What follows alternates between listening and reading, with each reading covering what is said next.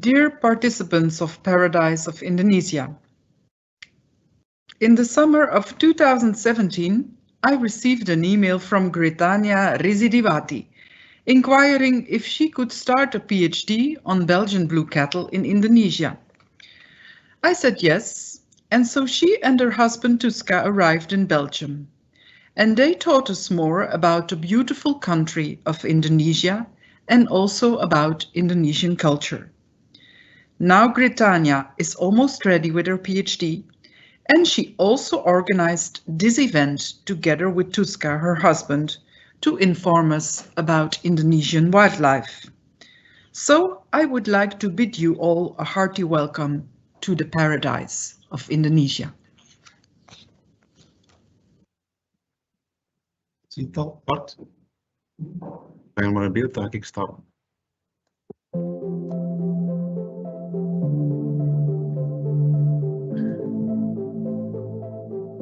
Excuse me? At Ghent University, microphone you is can on. become a vet and so much more. Vets are scientists.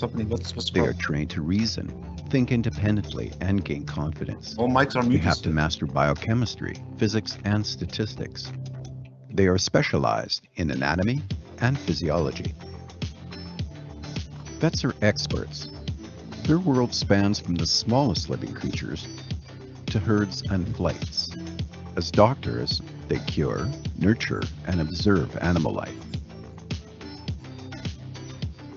Vets are all-rounders with a 24/7 mission to protect and preserve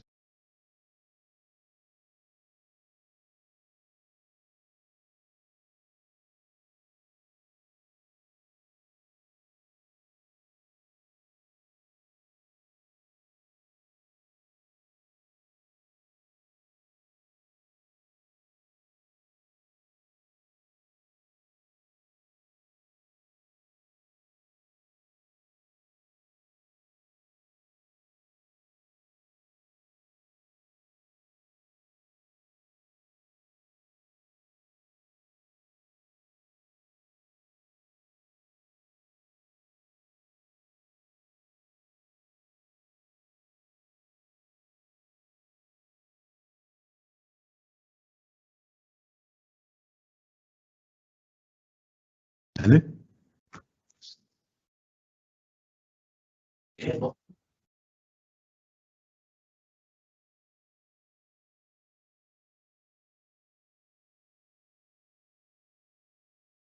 Hey, share Smith. Today we will chat.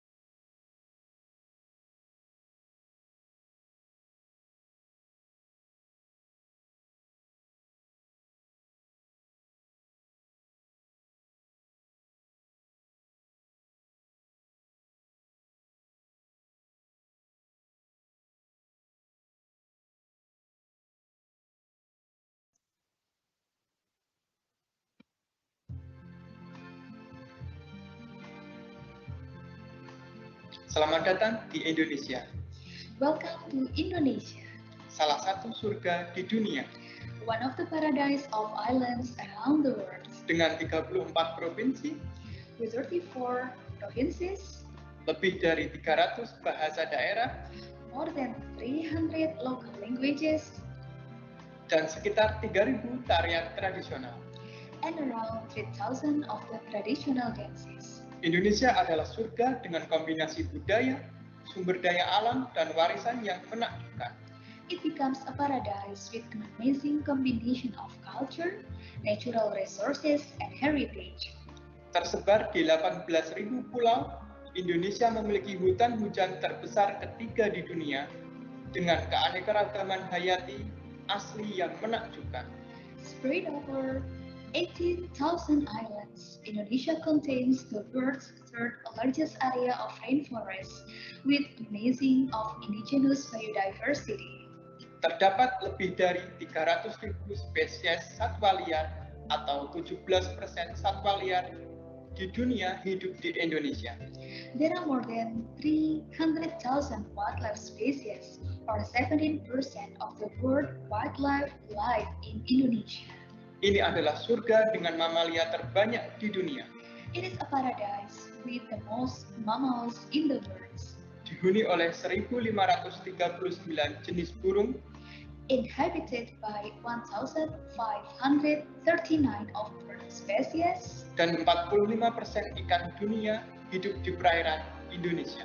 and 45% of the world fish live in Indonesian waters. Mari selamatkan surga kita So please save our paradise untuk dunia yang lebih baik.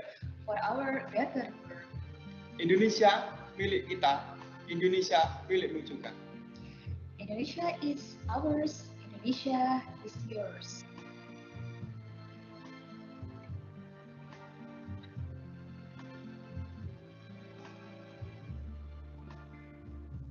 Welkom in Indonesië, een van de paradijselijke eilanden op de wereld. Met in totaal 34 provincies, verspreid over 18.000 eilanden, met meer dan 300 lokale talen en bijna 3000 traditionele dansen, is Indonesië een paradijs met een geweldige combinatie van cultuur, natuurhulpbronnen en erfgoed. En daarbij bezit Indonesië 's werelds derde grootste regenwoudgebied met een verbazingwekkende inheemse biodiversiteit. Er leven namelijk 300.000 diersoorten in Indonesië.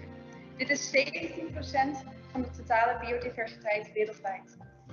In Indonesië leven de meeste zoogdiersoorten ter wereld, namelijk 515 soorten. Hiernaast leven ook 1539 vogelsoorten en maar liefst 45% van de totale vispopulatie in de Indonesische wateren. Red dus alsjeblieft ons prachtige paradijs voor een betere wereld. Want Indonesië is van ons. Indonesië is voor jou.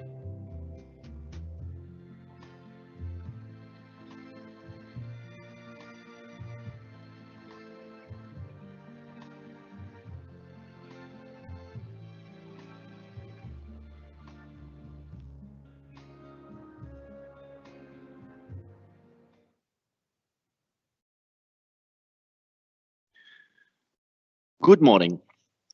My name is Geert Opzomer, and I am a professor in bovine herd health management here at the Faculty of Veterinary Medicine at the Ghent University in Belgium, and it is really my pleasure to chair today's event. First of all, I want to welcome you to this VLIR Global Mind Sensitizing event, Paradise of Indonesia. This is a one-day online symposium organized by the Veterinary Faculty of the Ghent University in Belgium.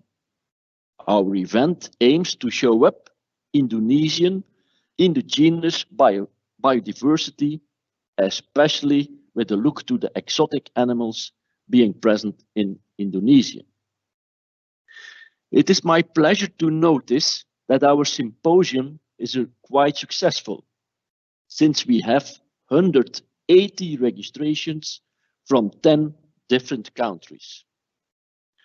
Furthermore, it is of course my pleasure to thank our partners who helped us to organize this event. First of all, I have to thank De Vlier. De Vlier, who kind of sponsored this event since it is a global minds sensitizing event. Then we have to thank the Ministry of Environment and Forestry of the Republic of Indonesia, the Indonesian Embassy in Belgium, the Student Society of Exotic Animals of the Ghent University, the Indonesian Student Association in Ghent, ASEAN Plus, and also Plusprint. It is of course furthermore my pleasure to thank the 2 moderators and the 4 well-known speakers who accepted to give a talk today and hence to contribute to the success of this meeting. Of course, I also have to thank Kenny and Bart for the IT support, and of course Gritania and Tuska, without whom this meeting would never have taken place. Before we start with the scientific presentations, it is my pleasure to welcome His Excellency, the Ambassador of the Republic of Indonesia, to the Kingdom of Belgium, the Grand Duchy of Luxembourg, and the European Union, His Excellency Ambassador Andri Hadi. Thank you, Professor Gert Opsomer, Professor An van Zoom, all speakers and moderators, all participants. Good morning, good morgen, bonjour, selamat pagi, and selamat sore buat teman-teman yang berada di Indonesia.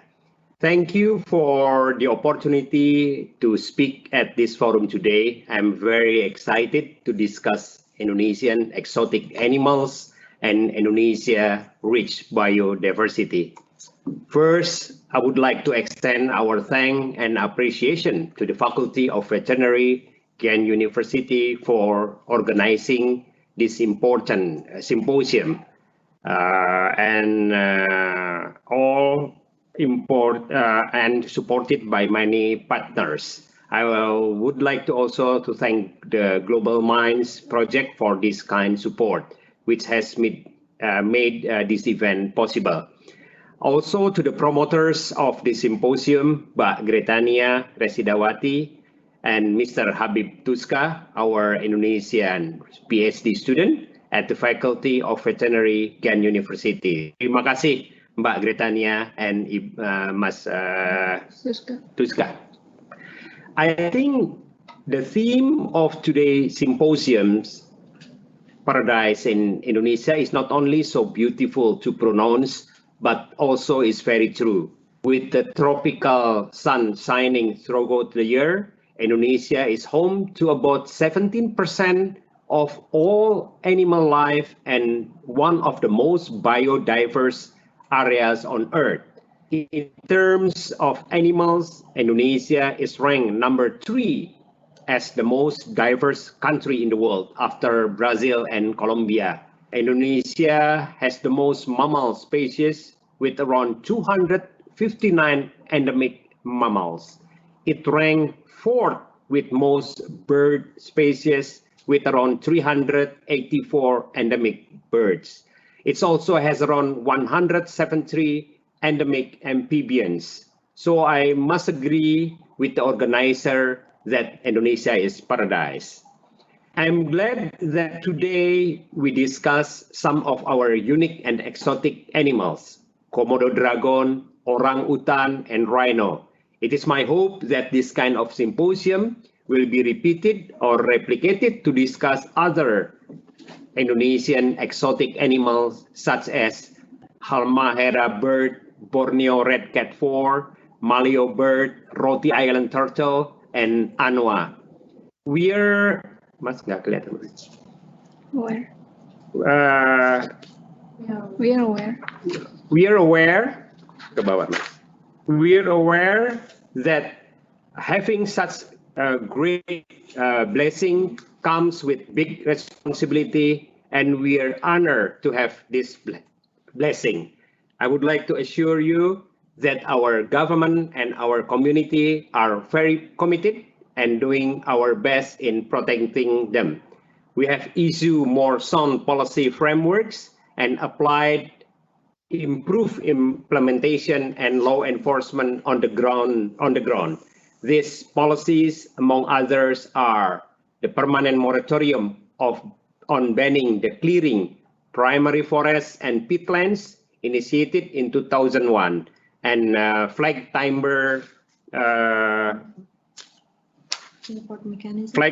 import mechanism between Indonesia and the EU to reduce illegal loggings, promoting sustainable agriculture practice, and more strict regulation on forest fires.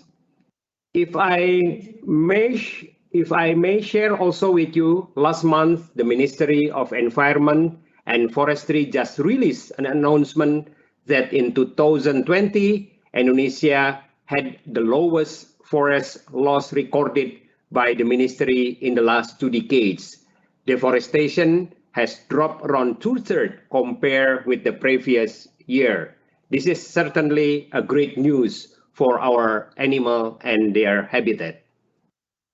Not only that, but various efforts also to protect and conserve exotic animals have also been introduced by local and international community and NGOs such as Save Indonesian Endangered Species and Rhino Conservation, as well as various programs to empower all units officers in charge of the animals by the government or international organization.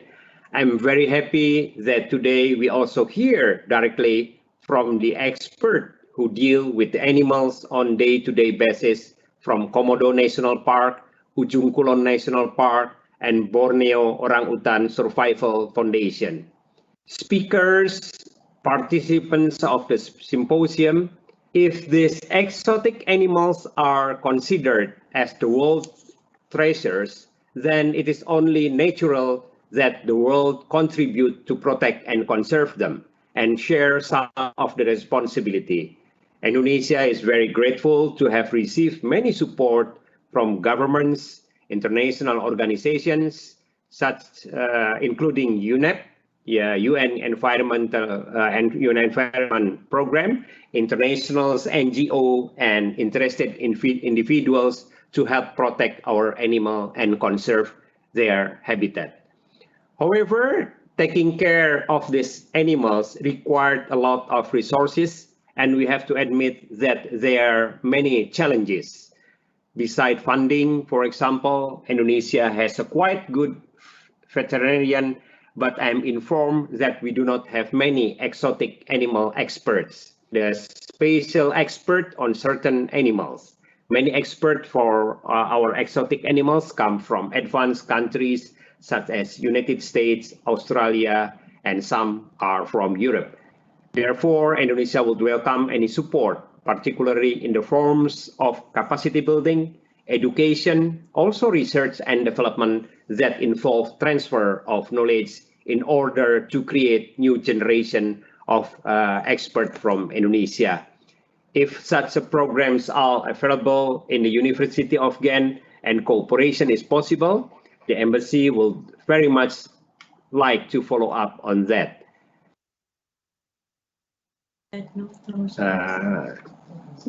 On that note, I would like to seek everyone's support to protect and conserve Indonesian animal in constructive way. On behalf of the government of Indonesia, we will be very happy to provide you with any information needed to have a better understanding of what is happening. I'm so happy that one of the speakers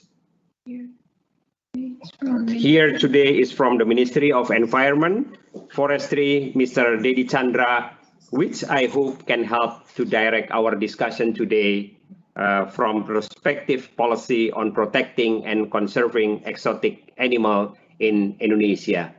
Once again, I'm very happy that this important symposium takes place today. The embassy, and I'm sure that the speakers would also like to hear inputs, advice, and suggestion from experts and participants here. Certainly, there are many areas to improve on how to handle exotic animals, their habitats, and our biodiversity in general. But I can assure you that Indonesia is working hard to do better. And with your help, nothing is impossible. I wish everyone good health and have wonderful symposium, and looking forward to meeting you in person if the situation permit. Professor Van Zoom and Professor Gertz, Opsomers, and all friends in Ghent University, especially the Faculty of Veterinary. Terima kasih. Thank you very much. Good morning, for some of us at least, and thank you all for your participation in Paradise of Indonesia. I'm Jella Wouters. I graduated as a veterinarian at Ghent University and I obtained my PhD in 2012. Since then, I'm postdoctoral researcher currently focusing on wildlife metabolomics at the Laboratory of Chemical Analysis. And in addition, I hold a part-time affiliation at the Leibniz Institute for Zoo and Wildlife Research in Berlin, where I'm in charge of the Wildlife Endocrinology Lab at the Department of Reproduction Biology. It's my pleasure today to introduce to you our first presenter of today's symposium. This is Dr. Dedi Sandra. He's veterinarian and currently forestry officer at the Conservation Biodiversity Directorate, which is part of the Directorate General of Natural Resources and Ecosystem Conservation of the Ministry of Environment and Forestry in Indonesia. Since 2000, Dr. Dedi Sandra is dedicated to conservation of rhinos, with main focus on the Sumatran Rhino, besides black and white rhino. Today, he prepared a talk for us entitled Conservation Veterinary Medicine for Wildlife. I would say enjoy the talk and please do not hesitate to launch your questions in the Q&A option of the chat during the event. Thank you very much.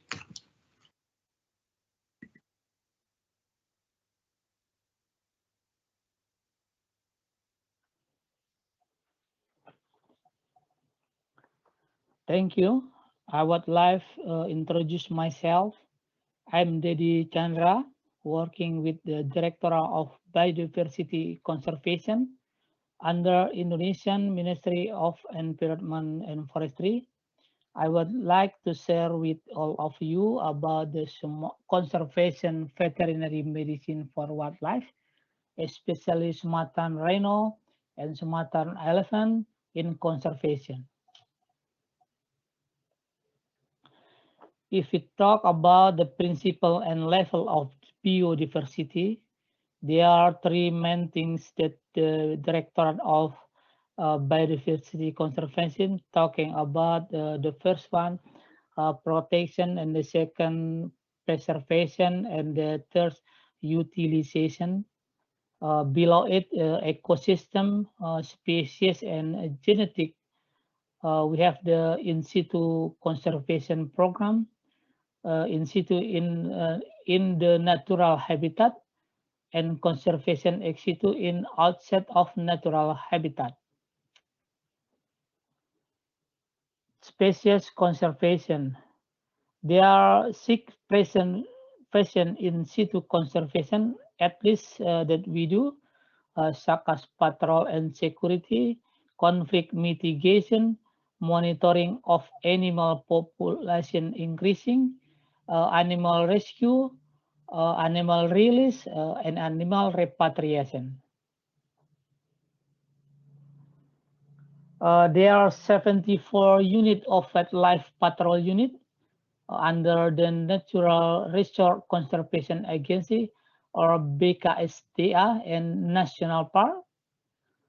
We have 26 WRU, Wildlife Rescue Unit, and established 74 call center to receive report from the public.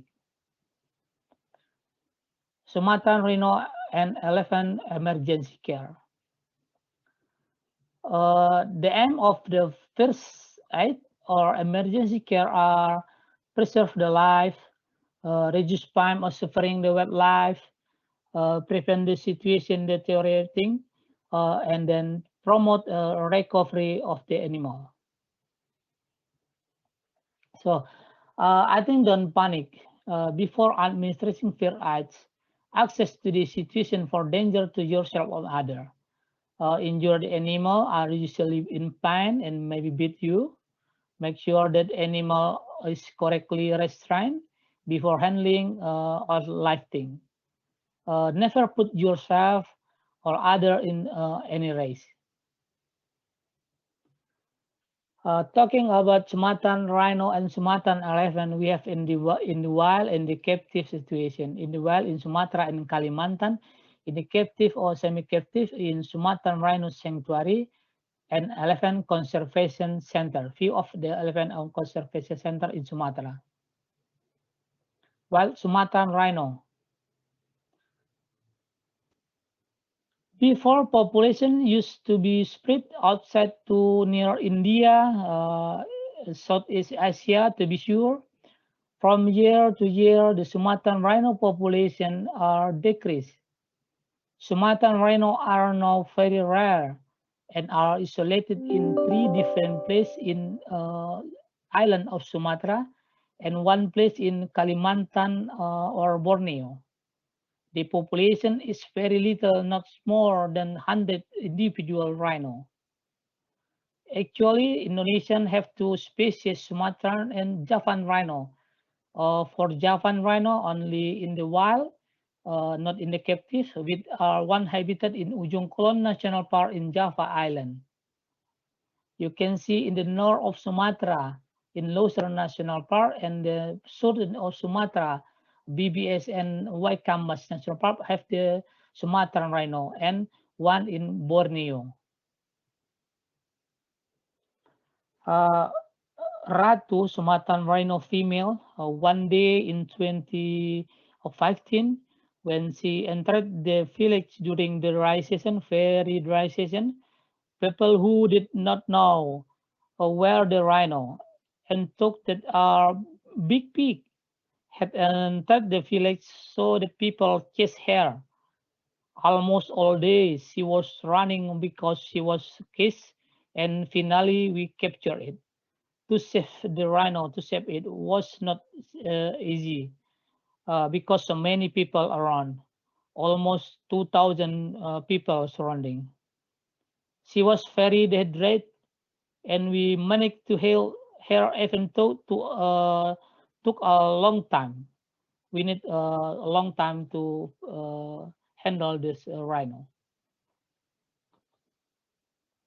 And then and Ratu right now have got 2 baby, and hopefully will produce more baby next time. Rosa, interesting rhino also. This was suddenly found by National Park officer and Rhino practicing unit in National Park. She is not afraid with people. Is very close with people. She wallow in the back of the community pool. Every time community report that there are rhino in his area, and the National Park officer immediately come to the location. So continue to almost 2 years, and finally we capture her to Sumatran Rhino Sanctuary in another park in the Wakambas National Park.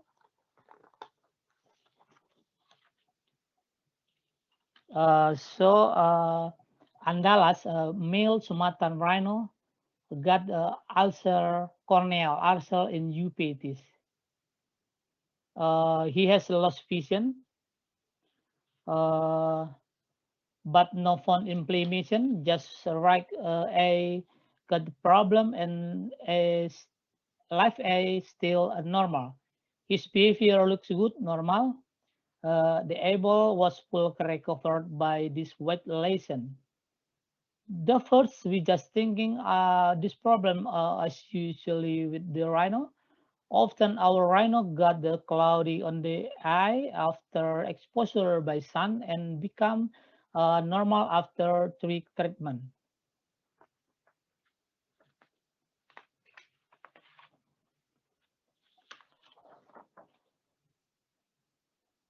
You can see in the right side here with cloudy, white cloudy, and the leaf eye look normal. And then this post procedure, post eye procedure. We help by specialist ophthalmologist Hollis Hoffman from Pasadena. Also Ben Bryan from Australia. Finally, after 3 months of intensive care, he finally recovered. So happy, very happy here. Rhino was given contact lens for big dog. I think the face to be given contact lens with the rhino. We diagnosed a corneal ulcer and uveitis for the secondary infection. This Andalas surgery procedure, 5 hours under anesthetic. We have the one rhino with the pododermatitis and xerotitis. What the xerotitis is inflammation of the rhinoceros horn.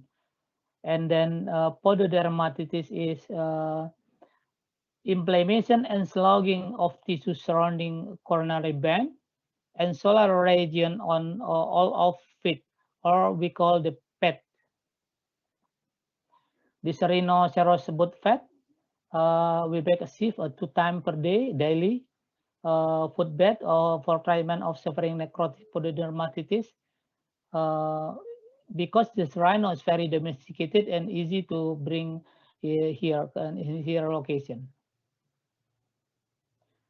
With this is the rhino with the treatment. You look the coronary bands, debridement or broken here, or almost every pet like this. We remove slowly because very soft tissue here. And then finally, we make the special shoes for the rhino. This is the dental floating of Torgamba. An egging tooth with the problem initially was discovered that the rhino didn't want to eat normally. This is difficult to diagnose how the rhino cannot eat. We use an acute power float to remove the problem. This was also totally under sedative.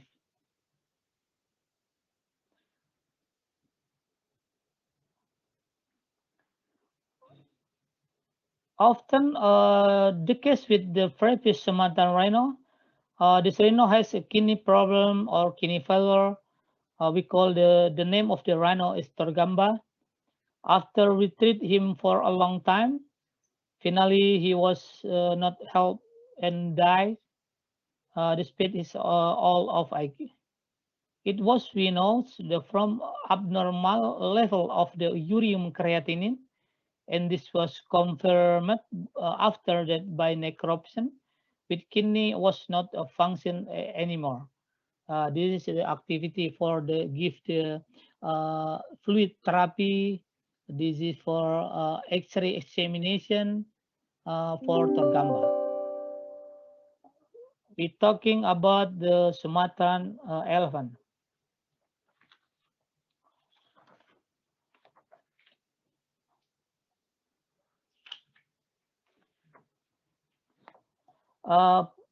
In the natural habitat, we have the 5 pocket of the population of the Sumatran elephant here, almost 170,000.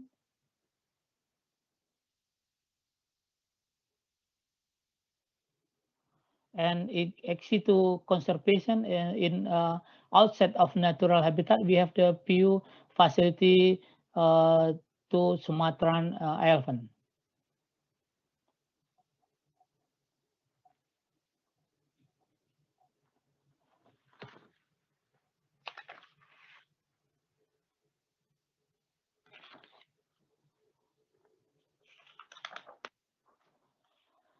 So this is the Injury because snare of poacher. Snare of poacher. Because the hunter snare, we get a lot of cases of like this. But we are lucky we have the good doctor and animal care or mahut, so the one can be healing very well. This is often like this the condition. Human and elephant conflict also occur a lot of, especially in the past. Now is a decreased condition. Someday a group of elephant who cross the highway enter the plantation and often suffering the injury too. So this is a baby elephant that goes into a deep well. One host, one well normally, a community well that is abandoned after being translocated to other more conducive area or in outside Kambas National Park. It was very difficult to elephant get out the well, and then many elephant died too. This is the condition of the elephant. Few cases. This is apply the X-ray examination also. This is with the wound everywhere, and because this was weakness. Finally, our evacuation, the elephant, sorry, to our facility for elephant hospital. This is a story of well in White Campus. 1960, this one district here in Waikambas National Park, inside Waikambas National Park, but in 1980 was removed to outside of Waikambas to translocate, and about the 400 well, almost 400 hosts, and then 4,000 well, many well. That's why they're very danger for big elephant. Finally, our well were closed and no elephant enter the well anymore. This is Sugeng, the baby of the Sumatran elephant. We have diagnosed about the Squamous papillomavirus, many spot in the skin and the trunk also. This when the Sugeng translocation from the border of national park. This is Erin, the elephant with no trunk.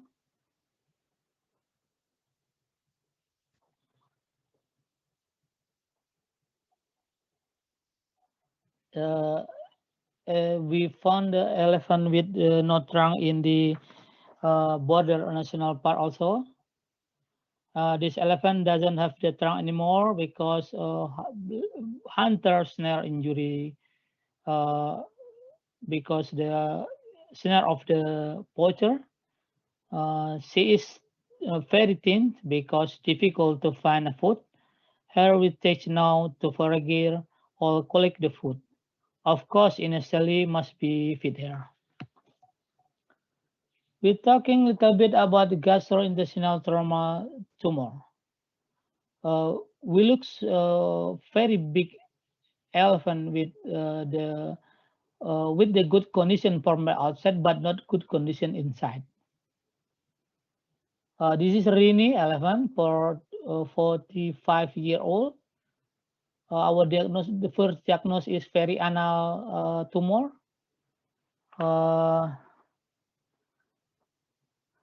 First the diagnosis is very anal tumor. Already operated on 3 times, 2007, 2008, 2010.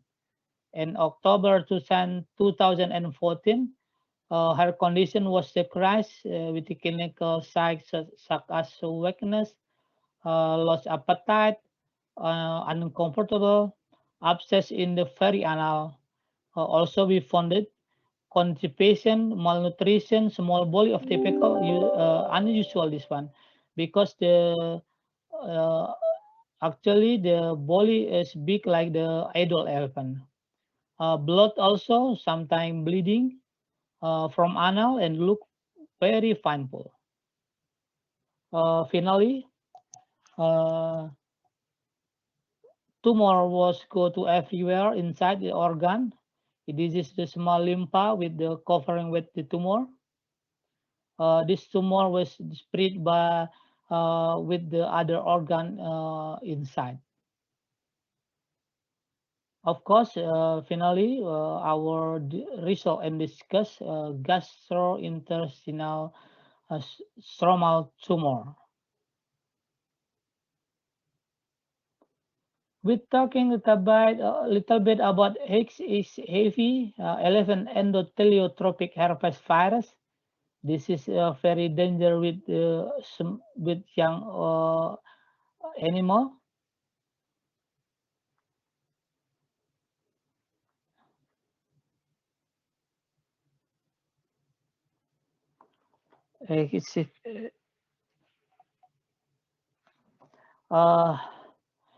HHXV occur in elephant under 10-year-old.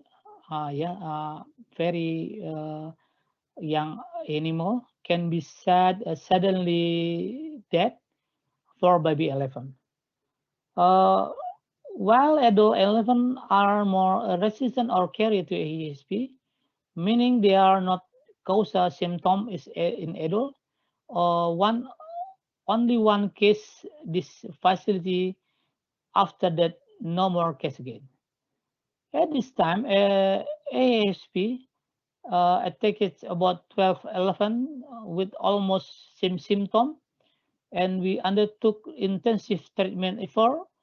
Although we cannot solve 4 of them, we managed to help him to the other. Very tiring time to manage intensive care for the elephant in this time. This is the necropsy result. Looks this inflammation almost incest in the stomach, and then very big or swollen the liver. Liver.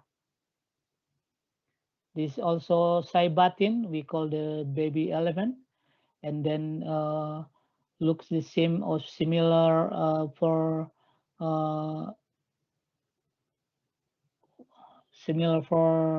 similar site with the before Ramsar. This is also the also the fly, the larva of fly.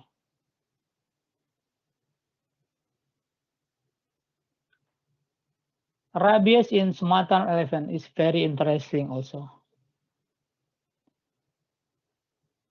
Rabies in Sumatran elephant is the first time in Indonesia and the third time in the world.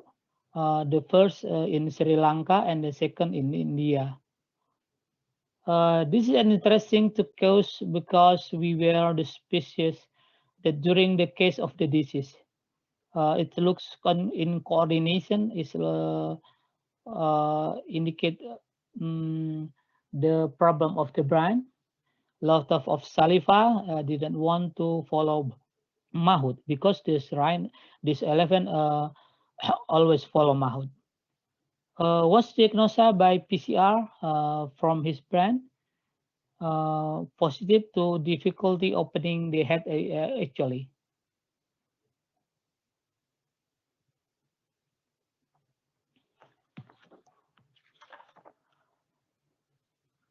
So Elephant Hospital, where we are very happy and very lucky. This facility is very important for large mammal. Not only for elephant, also for tiger, tapir, primate. because we have the doctor and Mahmoud are being treated and doing the examination. You look at this one for the treatment and then for the examination. Actually, there are many cases with many animals that we want to tell, but due to this time, because this time, I apologize for any mistake in presentation. We would like to thank you to everybody to support this presentation. Thank you.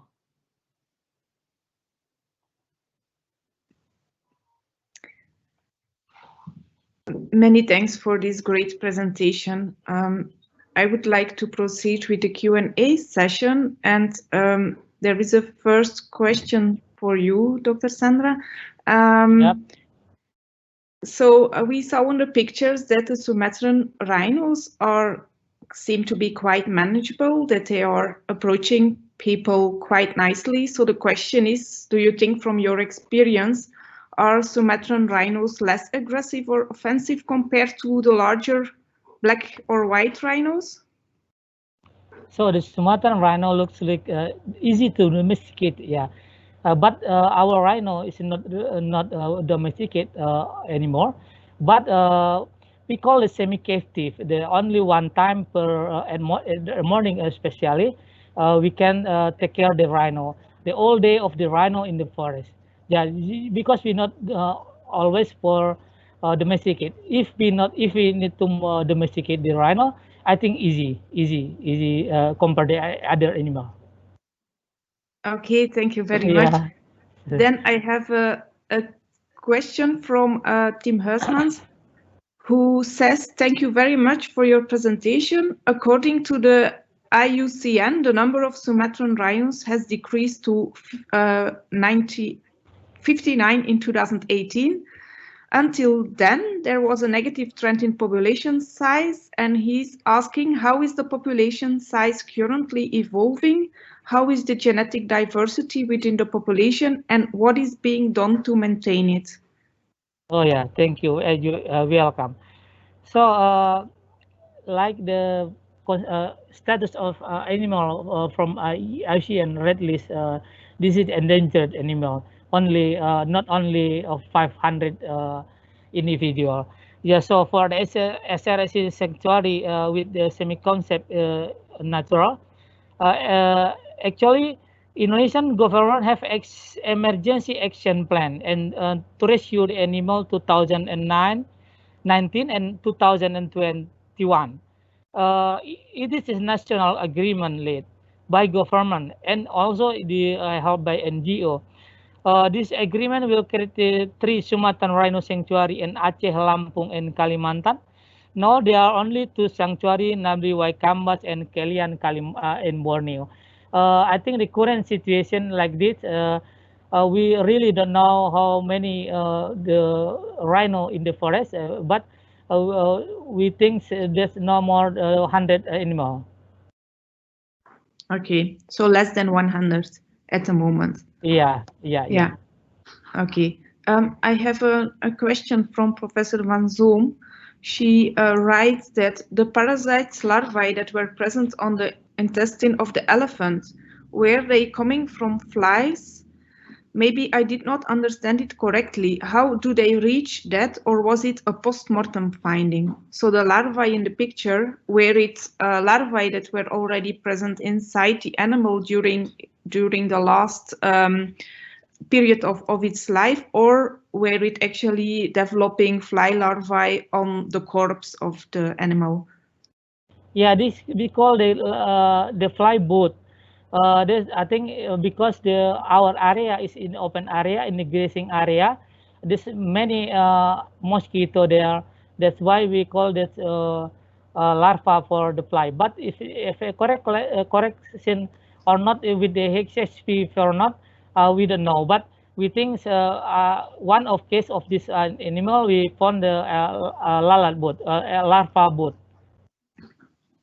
And you think it was already present when the animal was still alive? Yeah, normally it's easy to treatment. Just we give ivermectin. I think before that, I think it's normal again. Okay. I think this is just one case. Okay. And then you mentioned that Rosa was having babies and that you were hoping on more babies.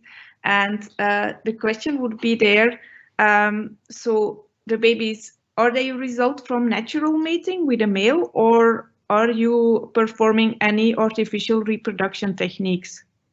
Yeah, Ratu, yeah, not Rosa. Ratu. Yes, Ratu.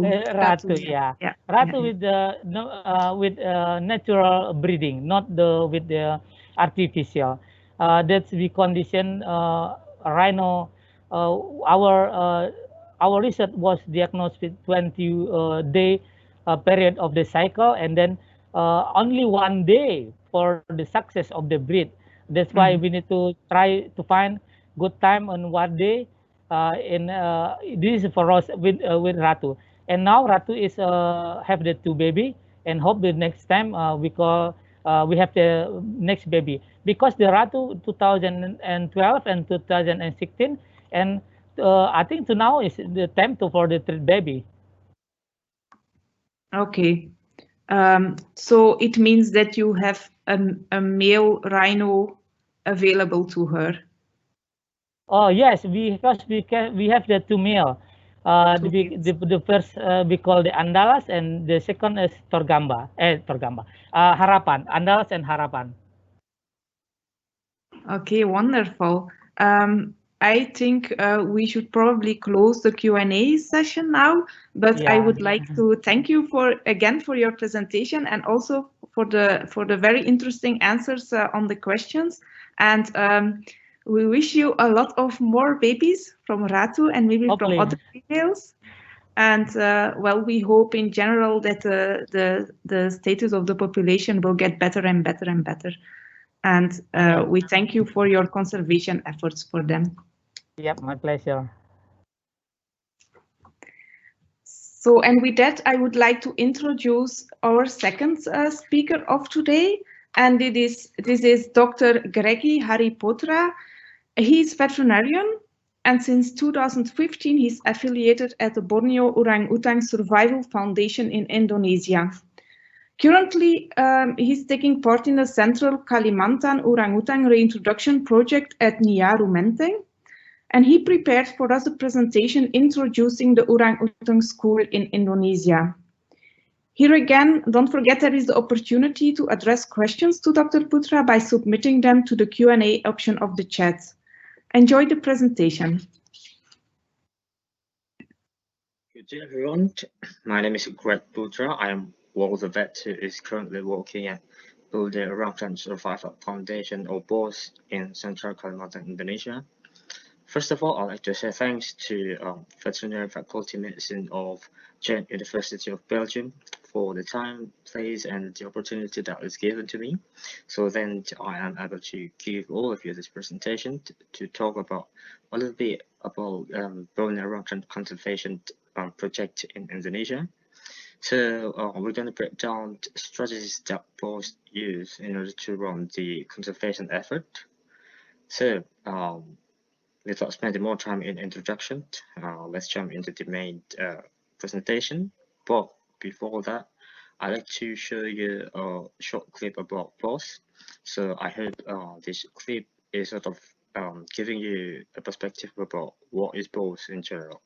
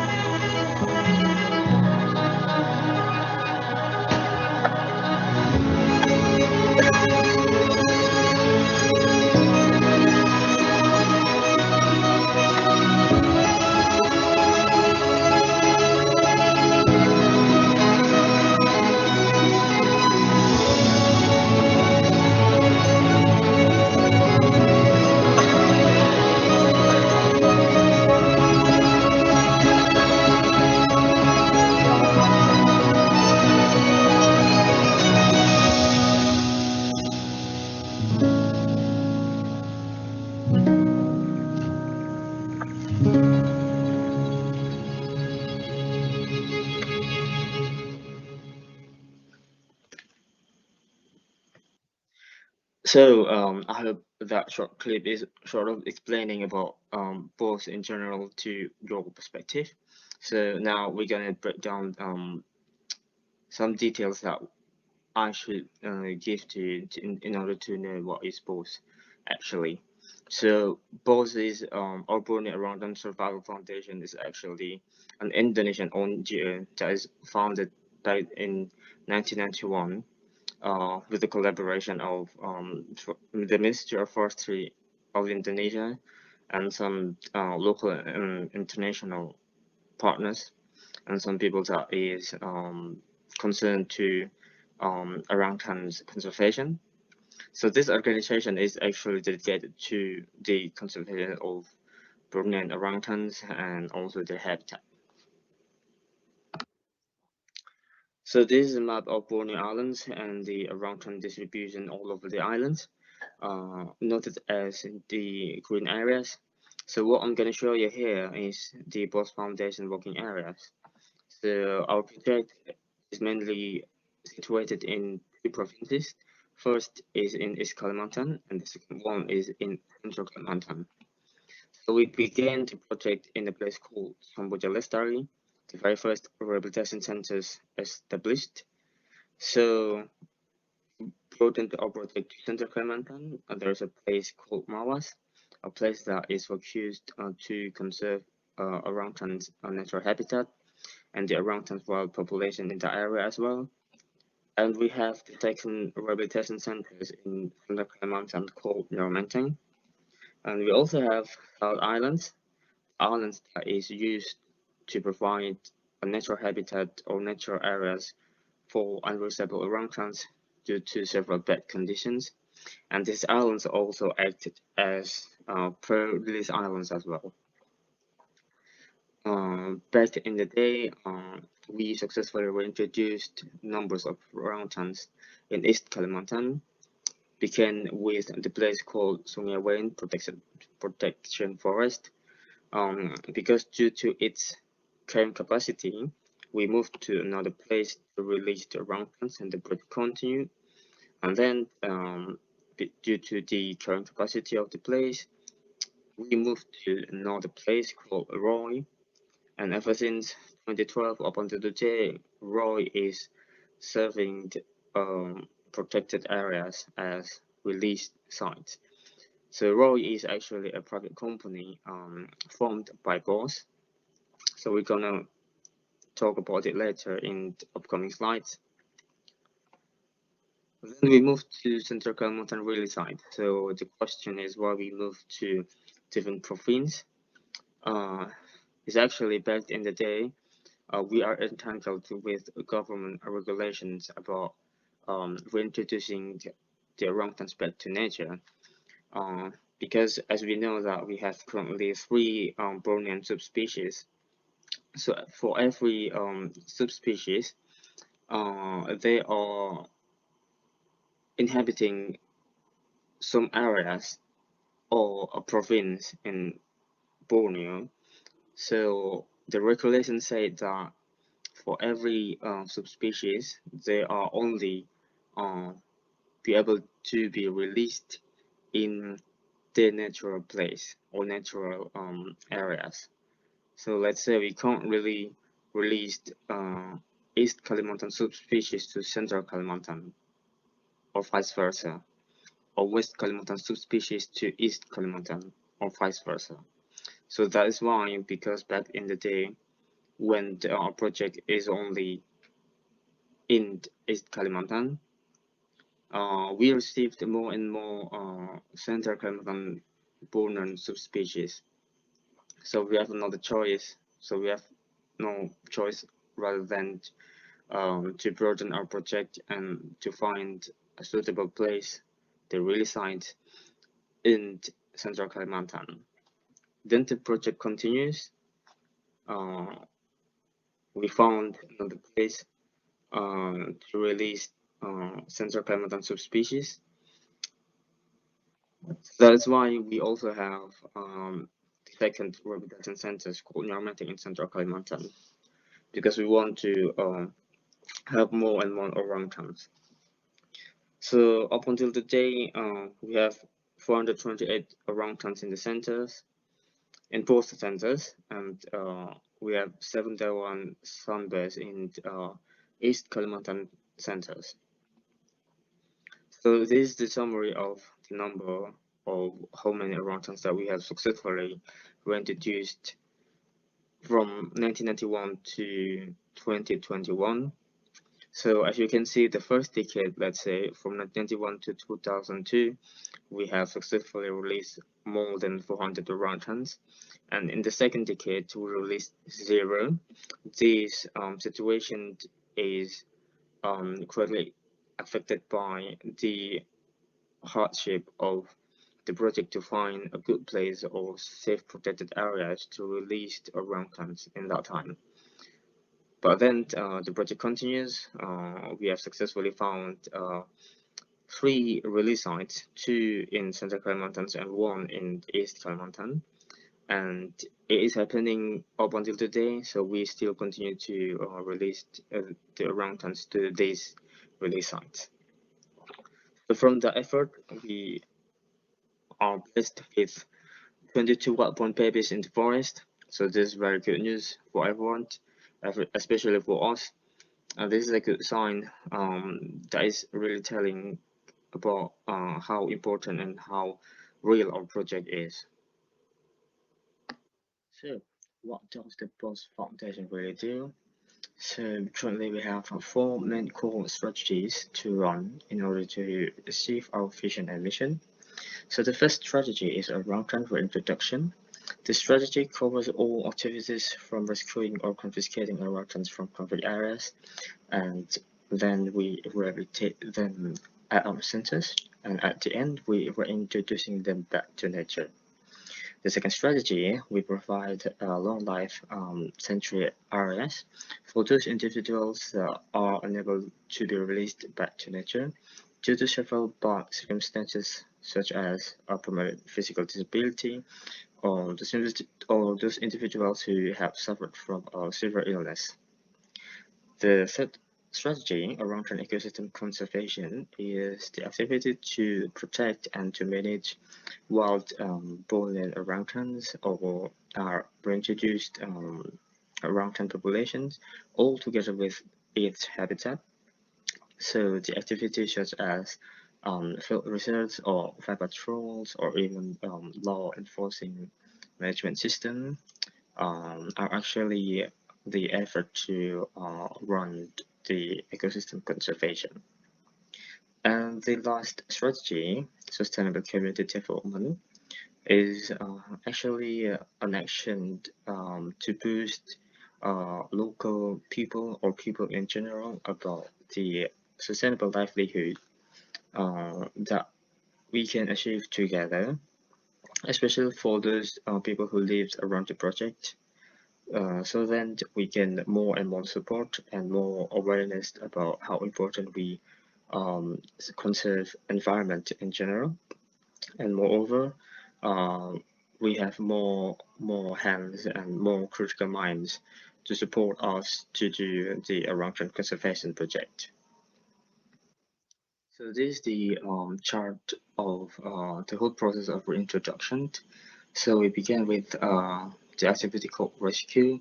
So we obtain the orangutans either from conflict areas, then we should rescue them, or simply the orangutans is handed over from people or parties who kept them as pet, so we confiscate them, and then they arrived to our centers. We do the health check first. We screened the health status of the orangutans, and then from there we determined either if this orangutan is healthy or the orangutan is not healthy or having any problems. If this orangutans got problems, then we should treat the problems until they are healthy enough to join the forest school, or if the orangutans is just too ill, then they will be moved to long life sanctuary. The healthy ones, they join the forest school and they continue the process to produce islands, and then at last they are released back to forest. So this is the stage in forest school. The stage of the forest school is classified by the age of the orangutans when they are firstly arrived at the centers. So if they are very young, they go to nursery group or baby house. Then over time, they continue to the forest school, which they are accompanied by the surrogate mother or the babysitters, who take care of them every day. So there are different classes in forest school, again, based on the orangutan's age and the ability that we assessed from time to time. And then after that, they are graduated from forest school. The orangutans are moved to Flores Islands, or we call it as the University of the Orangutans, where they are no longer accompanied by the surrogate mother. They are placed in islands surrounded by rivers, no fence. They can roam freely. They can search for nature food by their own, but they are still be observed by technicians and still be fed by technicians from time to time. And then after that, we assessed all of them in order to be as risk candidate if we think they are having enough skills, having enough survival skills, natural skills, then we will take them from the islands and note them as risk candidate, and they will be moved to forest. Or if we think that they are not successful enough, they have no enough survival ability, then they will be moved into long life sanctuary. So this is the picture of how the forest school activity might look like. So the babysitters or the surrogate mother play a role as a mother orangutan to teach these young orangutans to gain the survival skills that they need later on. So the babysitters might teach how to identify foods or how to get foods in the very difficult places, or how to solve problems, or how to make nests, or how to identify predators or dangers. So things like that are continuously be taught to the orangutans every day. Another picture of forest school activity. So there are different groups in the forest school. So they are placed in different areas of a wide forest. So as you can see, some orangutans might gather around. Sometimes one orangutan can play very, very far away, or just like these pictures, orangutans will gather close to each other and chill to one place sometimes, and they have also, just like this picture, they have like one favorite place. So and they can teach skills to other orangutans as well. So this is the picture of Flores Island. Technicians still do observations and feed the orangutans frequently. Both the older orangutans might roam the islands freely and get access to natural foods by their own, and they're no longer be kept inside the cage. This picture shows how the feeding platform in the Flores Islands look like. So when the feeding time comes, then most of the orangutans will gather around, but when it's over, then most of them will get off to different places all around the islands. So currently we have 307 orangutans in Central Kalimantan centers near Menteng, and we have 121 orangutans in Samboja Lestari. So this is the very moment that most of people are waiting for, is to open the gate of the cage and see the orangutans out and climb the trees and roam the jungle once again and for all. So this is the end point of the whole reintroduction process. So the activity continues. These released individuals will be well monitored by a special team.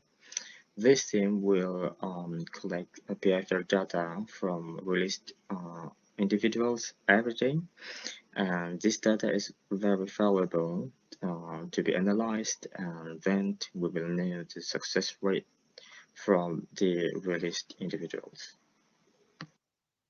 This is the example of how we manifest the core strategy number 2, is to provide the sanctuary care for unreachable orangutans. So for instance, in East Kalimantan, we have a facility called Special Care Unit. This is a block of cages that is used to keep unreachable orangutans due to several illness. So this individual is well monitored for its health and welfare by the vet teams and all the teams and all the professionals for the rest of their lives. This is an aerial picture of the sanctuary islands. So in the East Kalimantan, we have a very wide areas to keep sunbays and unreachable orangutans, and in Central Kalimantan, this is a map of South Island. And also in East Kalimantan centers, we provide sanctuary for sunbears. As we know, until today, it is very hard to release the sunbears back to nature due to several circumstances that push them back away from their success.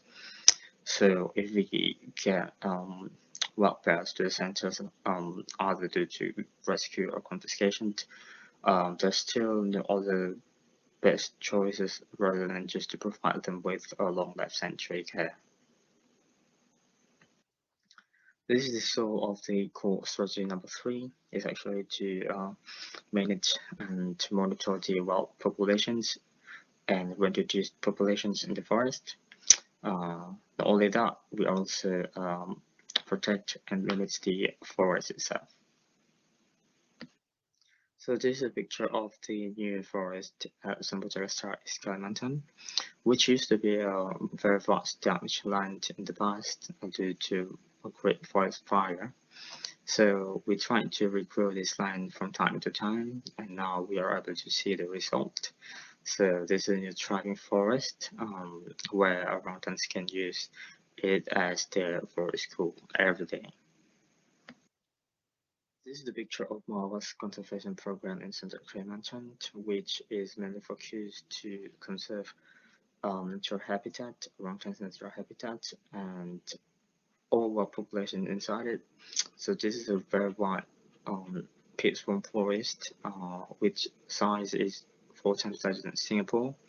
So this is an effort to conserve orangutans in nature.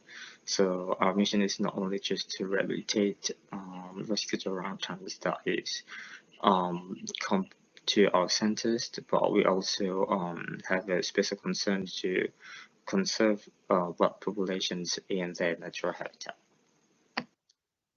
This is about Roy, a private company built by Bost that I've mentioned in the previous slides. So Roy is PT Restorasi Habitat Orangutan Indonesia in East Kalimantan. That is back in the day built by Bost, with the main reason that in the past Bost is very hard to find a new home for orangutans. Simply because NGO couldn't own a land or couldn't own wide areas of forest, and both decided to build a company that owns the forest. So this forest is used as a real site in East Kalimantan up until today. This is a picture of how we do the core strategy number 4, is to give a continuous better understanding to local people about how important we do environmental conservation in general and how important we save orangutan and its habitat. So these activities pretty much rely on how we give better understandings to people, how we are inventing technology, how we invent better ways to local people about how to change their old livelihood into a sustainable livelihood. So then we can get more support and we can boost local people welfare. Then we go hand by hand with local people to do the conservation efforts. So with more hands to help, with more hands to support, with more heads to understand, we can achieve what we all dreamed of. So those are about both, and now we jump into the veterinary role in both or in orangutan conservation effort. So basically, we have several fundamental responsibility or roles that we should do every day. So of course, we need to ensure the health and animal welfare status, and we should control and prevent diseases and do intervention sometimes, and we sometimes do rescue and translocation, confiscations, and we frequently do post-release monitoring. We also do reports and sometimes research. This is the chart of common diseases that we found in the centers of Rhinos Central Kalimantan from 2015 to 2019. So as you can see, there are 4 top diseases that we found. There is worm infections and influenza, traumatic worms, and malaria. So malaria is very common here in Central Kalimantan due to the geographical situations where the big swampland really promotes the life cycle of the mosquitoes. So, and the 2 seasons of the climate itself. So malaria is really endemic in Central Kalimantan. And the worm infections, why is it really common in the centers, is probably due to the whole process of tour school or reputation process where the orangutan start their everything from the ground. So they learn everything from the ground to the top of the tree. So because they are being exposed to the soil from time to time, so the worm infection is actually something that really hard to be avoided. So here is the life-threatening diseases that we found at our centers. Some diseases might caused by bacteria, and some others might caused by parasites, and some others might caused by virus. So the reason why these diseases are included to the list is because due to its complexity to treat and how high mortality rate can rise when diseases cause illness to the orangutans. So some diseases might occur very often, some diseases might just constantly happen every month, and some others are really rare to be occurred in the center. So this is the list of health screening test panels that we usually do to new arrivals or to orangutans that are needed to go to Flores Island or for risk candidates. So we check for several infectious diseases, and the newest one is the COVID-19. And we also check for the blood test, and we also do the physical examination as well. So ever since funds in both is needed to go to both with monitoring sites frequently, so we hold several responsibilities in order to get everything done well. So we need to put transponder to the orangutans. So by then we are able to track them in the forest and with the observation and collecting data of their behaviors. And at the same time, we assess their health status. We would say whether if they are healthy enough or they need assistance, or we need to rescue them immediately due to several bad circumstances. And sometimes we also do necropsy to the dead ones. It is basically some simple steps that you can do to support or to join the conservation effort is actually basic steps, the simplest way to change, to make changes. So for instance, that you can just turn off the light, save the energy, and you are able to recycle things that can be used again, and do not overuse papers and tissues, for instance. And you can just start to plant tree in your backyard, and you can bike more and drive less, and you can just donate to organizations or NGOs who run the conservation efforts. So by then we can all work together. We can all support each other. Like I said, more hands is better. More head to think critically is even better. Another small tip from your smartphone. So start to use your smartphone to spread good news, just to spread environmental issues, to spread conservation news to your social media or to your family, to your friends. These small tips might contribute to bigger results if you do it together. So start with your own awareness. Then you can spread to other people that you know. Last but not least, the future is in our hands. It's not in their hands, but it's in our hands. Like the short clip that I've shown you before. Actually, the future is really interconnected with us. Orangutans are naturally the farmer of the forest. Without them, the forest doesn't really exist. And we need the forest, we need the clear air, we need the clean water. So everything is interconnected. By saving the orangutans, we're actually saving ourselves. So at last, thank you everyone. Thank you Jung University for the time and for the place. So if any of you have further questions or anything you need to know about orangutan conservations or about BOSS, you can just go into the BOSS website, or do not hesitate just to ask me. If I'm able to help, then I'm very happy to help. So again, thank you everyone. Good day. Thank you very much, Dr. Putera, for your inspiring presentation. Introduce myself.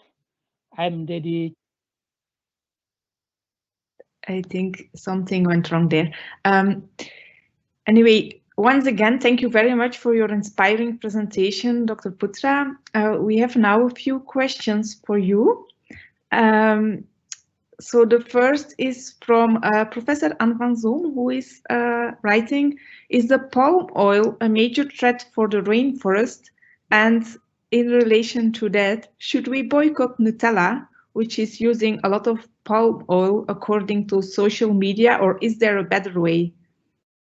So do you have a response on that? you are at the, yeah, great. Go ahead. Okay, I think for this question, because it contracts all the let's say stakeholders. So if the palm oil plantation is the main problem, I would say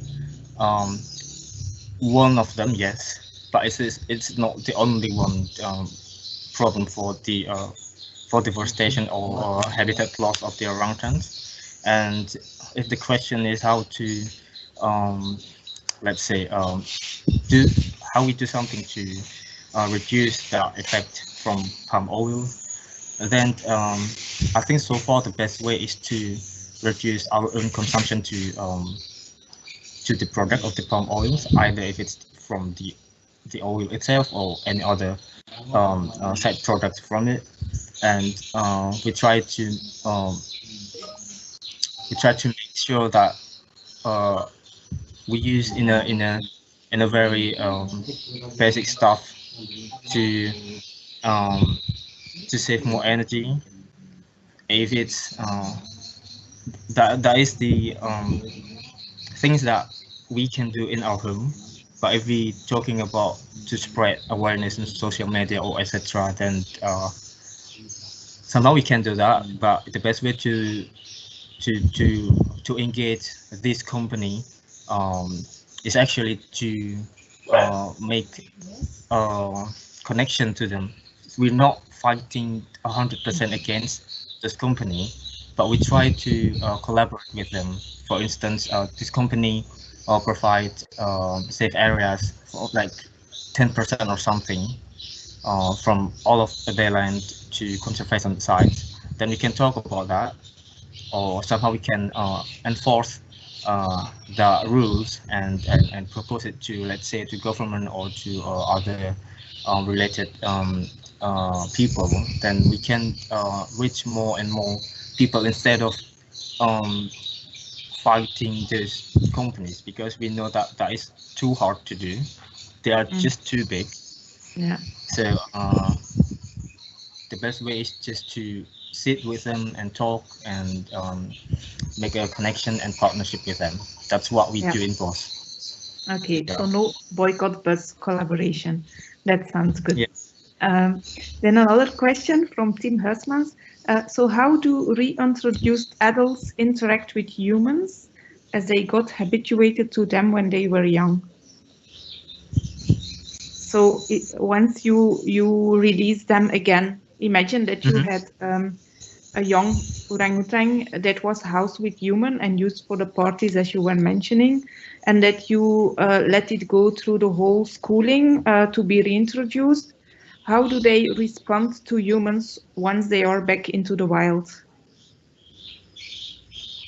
Will they basically, sorry? Will reintroduced orangutan still approach humans as since they know them, or will they stay away and just live their lives? So we have, so the main thing is we have some criteria for various candidates. So of course we are looking for the natural skills and, let's say, their behaviors.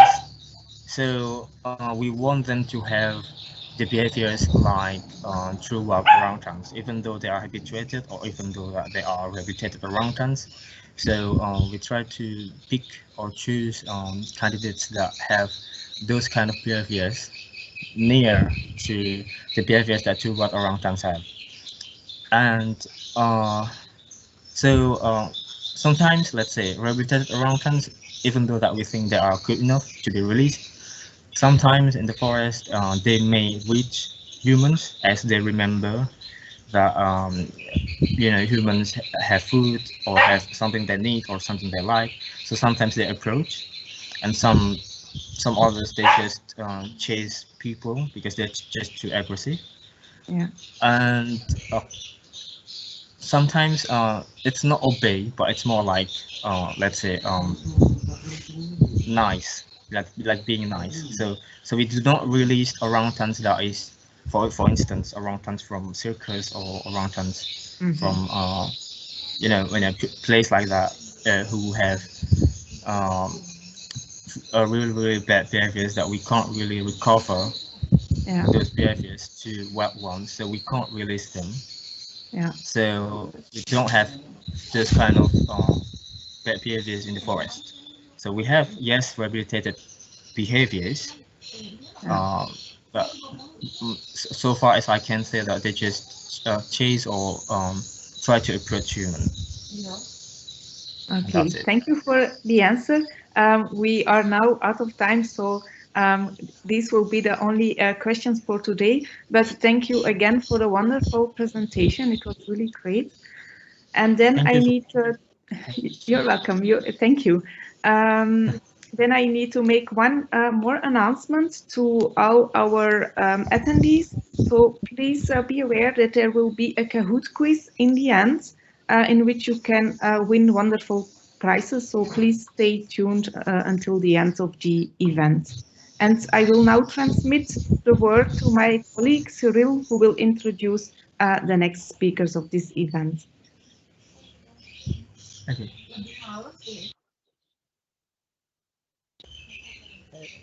Hello, my name is Cyril Wurvers, and I'm happy to moderating part of the second half of the symposium. I think it's a great initiative, and I was myself lucky enough to times in the past and to view some of your self. So yeah, that brings me to the second part. We're going to have two talks. The first talk will start in a second. I would just like to make an announcement for everybody that after the second talk that we're going to have in this second part, that everybody, all the attendees, please stay in the meeting, because we're going to do a little quiz afterwards, so that you just don't run away. Okay, that brings me to the next talk and the next speaker. The next speaker is Mr. Mohammed Iqbal Putera. I hope I announce your name well. It's a beautiful name. So Mr. Putera holds a master degree of science in forestry from the University of Florida, with a specialty in ecotourism and a focus on tropical conservation development. He is going to give his talk on Komodo Dragons conservation efforts that are made in Indonesia, and he's currently working from the island of Komodo. Good luck, Mr. Putera, and the floor is yours.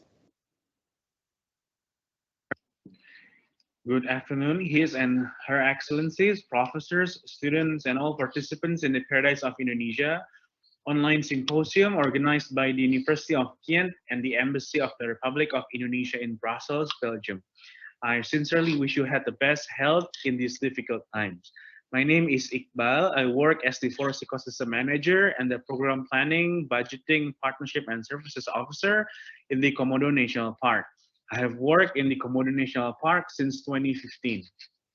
I graduated from the University of Florida, USA for my master's degree in forestry with specialty in ecotourism. Working in a World Heritage Site means you have to have a higher standard of conservation management. In this chance, I'm going to present the Komodo Dragons conservation efforts by focusing the management of the Komodo National Park, Indonesia.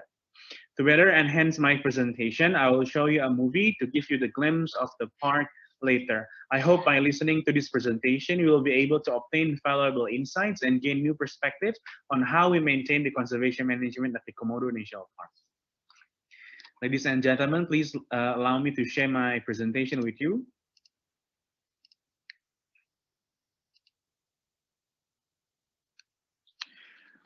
So every time I start my presentation, I always kick things off by showing the map of Indonesia, because some people were not able to pinpoint the location of Indonesia, particularly the Komodo National Park. Komodo National Park, the one that I always, the one that I already indicate with red circle, is located on the center of Indonesia, particularly in Flores Island, East Nusa Tenggara Province. The park is located under the Welasi line, which makes the island and the area rich in diversity and different from the other part of Indonesia.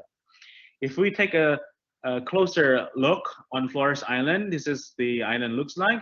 To get to Komodo National Park, you have to fly to Komodo International Airport at Labuan Bajo. Labuan Bajo is located at the western part of Flores, and it is also considered as the gateway to the Flores. Flores Island is so unique that in history, archaeologists found fossils of dwarf human called hobbits, Homo floresiensis, dwarf stegodon, a minute elephant, Flores giant tortoise, and Flores giant rats throughout the island. And if you are taking a closer look of the Komodo National Park, this is the map of the area. The park is pretty much an open entry site. People can access the park through Bali, Australia, Makassar, and the Philippines, but normally people are coming to Labuan Bajo to get to these islands. People usually spend 1 to 4 hours by boat to reach the islands. Komodo National Park consists of 3 major islands: Komodo Island, Rinca Island, and Putera Island. It also has hundreds of lesser islands with names on every single of them. Almost in every part of the park, there live the Komodo Dragons. Komodo National Park is one of the oldest national parks in Indonesia. It was established on March 8, 1980 with the 4 other national parks in Indonesia.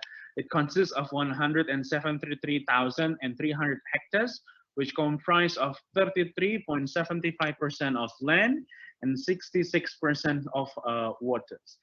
Komodo National Park holds 3 international recognitions. 2 were given by the UNESCO. We hold the Komodo Biosphere given by the UNESCO in 1977. The second one was the World Heritage Site given by the UNESCO in 1991.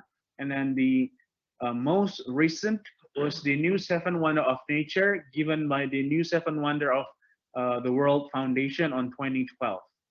The Minister of Environment and Forestry Republic of Indonesia declared the official tagline of the Komodo National Park as the world's hidden paradise. So if you uploaded your pictures in the Komodo National Park, don't forget to write the hashtag the world's hidden paradise on your photo. The history of the Komodo National Park started since 1911 when J.K.H. Feinstein and Peter Owens firstly introduced the Komodo Dragons to the world. Following the findings, the ancient kingdoms and government of Indonesia from multiple levels showed their affection and commitment to better protect the giant lizard. The Indonesian government then merged the Rinca Wildlife Reserve, Putera Wildlife Reserve, and Komodo Wildlife Reserve into the Komodo National Park in 1980. To begin knowing about the Komodo National Park, we have to start learning about the dragon itself. Komodo dragons, or known as the Faunus comodiensis, are diurnal, so they are very much active during dawn to noon and will be resting from dusk and further. They do not walk too far within their home range for energy efficiency, especially during the intense heat of the day. Komodo dragons are carnivores. They feed on deers, water buffaloes, crab-eating macas, wild boars, and many other dead carcasses. They're also known to feed on smaller dragons, which make the dragons are considered as cannibal creature as well. Komodo dragons lay their eggs on the megapods bird's nests on the ground. The female dragons will guard their nests for some months during the incubation period, and they are becoming very much aggressive. People keep guessing about the longevity of the dragons. Researchers are saying that the wild dragons can live up to 50 years old, while those living at the zoos can reach up to 24 years old in Taronga Zoo, Australia, and 16 years old in the German Zoo, Germany. Komodo National Park had conducted a longitudinal observation on some dragons. Based on that observation, our dearest Jessica, the Komodo dragon, who was tagged on October 23rd, 2002, died at the age of 17 years old on last 2019. Jessica had grown up to 2.31 meters long and weigh over 36 kilograms. As you might aware that the female dragons are much more lesser and smaller than the male dragon, which can grow up to 3 meters long and weigh up to 100 kilograms. So they're quite big. The Indonesian Institute of Sciences conducted a research on Komodo dragons' DNA to find whether there was variations on the dragon's DNA amongst the islands in the park. Result finds that the DNA of the dragons are varied on location. It means that the dragons in Rinca, Komodo, and dragons in Flores are different one another. The Komodo dragon's life cycle begins at the stage of an egg. After at least 7 months or 221 days of incubation period, the egg hatch. The hatchlings then came out and live on trees for 1 to 4 years and begin to crawl on the ground on the 5th year to feed on larger prey. Juveniles are very much agile and usually found nearby the larger ones in case they have the opportunity to steal the food from the adult dragons. Komodo dragons are found across the park. There are 4 different colors indicated on this map. This is the map of distributions of Komodo dragons within Komodo National Park. As you can see, green indicates the dragons on that area that has the highest or greatest in abundance, followed by the yellow, red, and white. So Komodo dragons are pretty much all over the place in the park. Komodo National Park conducts an intensive training, monitoring on the Komodo dragons population prediction, and during the past 6 years, the trend of the population had been slightly increasing. The increase is associated with the trend of population of its prey. Park managers have a difficult task to maintain the population dynamic. The trend should not be significantly increasing nor decreasing, but balanced. The park managers need to make sure that the trend of the Komodo dragons population is on balance to maintain the ecosystem integrity and intactness. Based on the 2020 monitoring data, Komodo dragons in Komodo Island has the highest population in number. In Komodo Island, there are 1,614 individuals Komodo dragon, followed by those living in Rinca, Nusa Kode, Gili Motang, and Putera Island. These are the 5 major islands in the Komodo National Park that park rangers are highly focusing their monitoring on that area. There had been recolonization history or opportunity for the dragons in Putera Island. On 1926 and 1953, there had been Komodo dragon sightings, but people do not know the exact number in Putera. On the following year, people estimated the number of the dragons that live in Putera up to 60 individuals on 1970. During 1970 to 1990, there had been massive huntings on deers in Putera, which led to the disappearance of the Komodo dragons on that area. On 2003 and 2004, the deer population had been increasing. Rangers found traces, feces, and vomits of the dragons on that year, but they could not find any evidence that dragons still appear or exist on that area. On 2006 and 2012, Komodo dragons could not be found again in Putera Island. But on 2013, a camera trap captured a footage of a dragon on the shores. Rangers were also reporting on the same year, reporting and confirming Komodo dragon sighting close to their postcard. They tried to chase the dragon by hiding in the bushes, but the dragon's already gone. On 2014, rangers relocated 4 dragons who had a human conflict history in Rinca to Putera Island. Since then, Komodo dragons are frequently found in Putera through camera trap sightings. Lastly, on 2019 and 2020, rangers had been successfully measured and tagged Komodo dragons in Putera Island to ease the monitoring process in the following years. Komodo dragons are commonly known to live on Komodo National Park. However, the fact was not actually true. Komodo dragons are also live in Flores Island. These dragons have a different DNA with dragons that live in Komodo National Park. Sadly, people in Flores still treat them as a threat, as they frequently feed on the local livestock. And Komodo dragons in Flores need better protection and public awareness compared to the dragons in Komodo National Park, who already got so many attention from multiple stakeholders. Komodo National Park is the home to many magnificent creatures. So it's not the home for the dragons, but also the home for Timor deers on the left, sea turtles, giant manta rays, bats, yellow-crested cockatoos, viper snakes with various colors, wild boars, sharks, dolphin, dugongs, and many more. So this is the sanctuary for many creatures. The reason why people are coming to Komodo National Park are varied one another. A thesis research conducted by me for my master's degree on 2019 found at least 5 significant tourist motivation for visiting Komodo National Park. There are exploration, escape and privacy, learning and excitement, tension release, and social recognition. Interestingly, The Asian tourists, including the Indonesian, has social recognition motivation higher compared to the other four.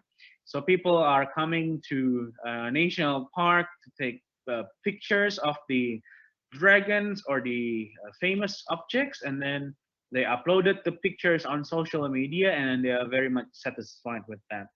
On contrary, the tourists from Australia, they are coming to national parks for exploration, learning and excitement. So they are coming to Komodo National Park, for instance. They are going to ask many questions to the interpreters and ask many new things that they don't know before, in order for them to get new knowledge. So the tours are very much different. The other part is the pull factor. So pull factor is something that the object has that pull you out from your home to that location. On my research, I found 3 pull factors: destination authenticity, attractiveness of destination, and wildlife uniqueness and safety. The pull factors influence the push factor one another. This which is very important because park rangers or managers, they must understand about tourism as well, especially about marketing strategy, because they don't want to change the national park into a mass tourism site. They want the national park to be ecotourism. Thus, they need to select which market segments they want to prefer to visit the area. Komodo National Park had received a significant visitation during the past 10 years, as you can see on this table. This is, of course, a great news for the local people, as it influenced the multiplier effect and had given the local people opportunity to make a better living from tourism. The only tourist visit downfall was on 2020 due to the COVID-19 pandemic. This crowd in tourism is also giving them a risk to Komodo National Park in particular. Mass tourism, pollution are serious threats that appear from this trend as well. In tackling the concerns, Komodo National Park implement a carrying capacity system to limit the number of tourists and distribute the tourists to the nearby towns. We distribute the tourists to the nearby towns to reduce the pressure to Komodo National Park, so the ecosystem integrity would be sustained. From tourism, the local community also received a positive and significant multiplier effect. A research conducted on 2013 found that the revenues collected from the activities in the national park had given the local economy a 61-fold increase, followed by 19-fold increase on 2016 and 14-fold increase on 2019. Labuan Bajo, as the main town, had many dive operators, travel agencies, hotels, restaurants, and private resorts running to serve the tourists to visit Komodo National Park. In regard to the pandemic, Komodo National Park created a reactivation system through phases. Komodo National Park was temporarily closed since March 22nd last year to prevent further spread on the area. Komodo National Park began opening the area by implementing the first phase starting on July the 6th last year.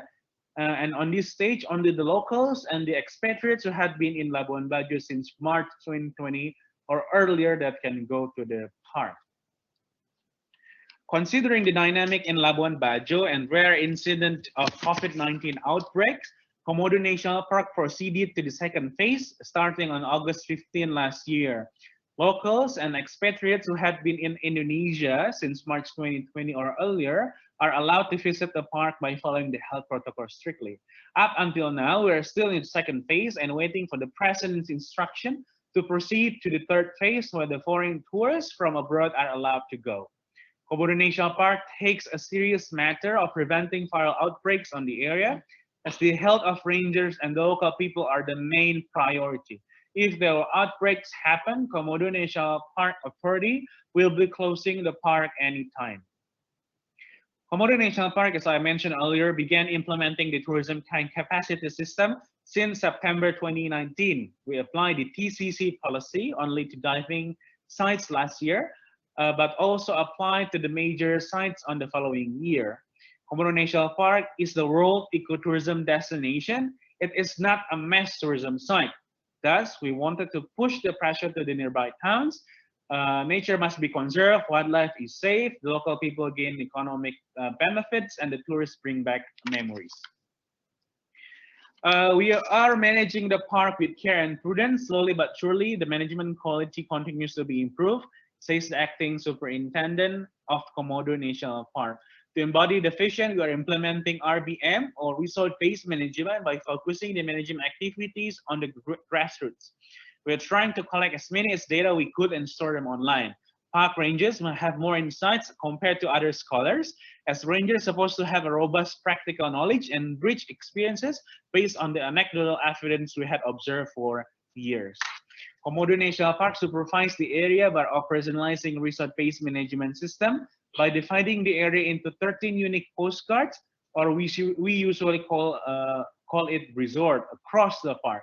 Each resort is responsible in managing a wide area of ecosystem. We use a rolling system. The park will deploy 2 to 4 rangers to guard the resort for 10 days, and then they will change the personnel for another 10 days, and then the same personnel will be back to the resort for guarding the post for another 10 days. This system runs throughout the year. This is the various RBM activities, from placing camera traps, observing the Komodo Dragons lair, celebrating national events, diving, planting mangroves, supporting local cultures, and supporting the aquaculture effort for the local people. Park rangers are also doing community empowerment and collaboration.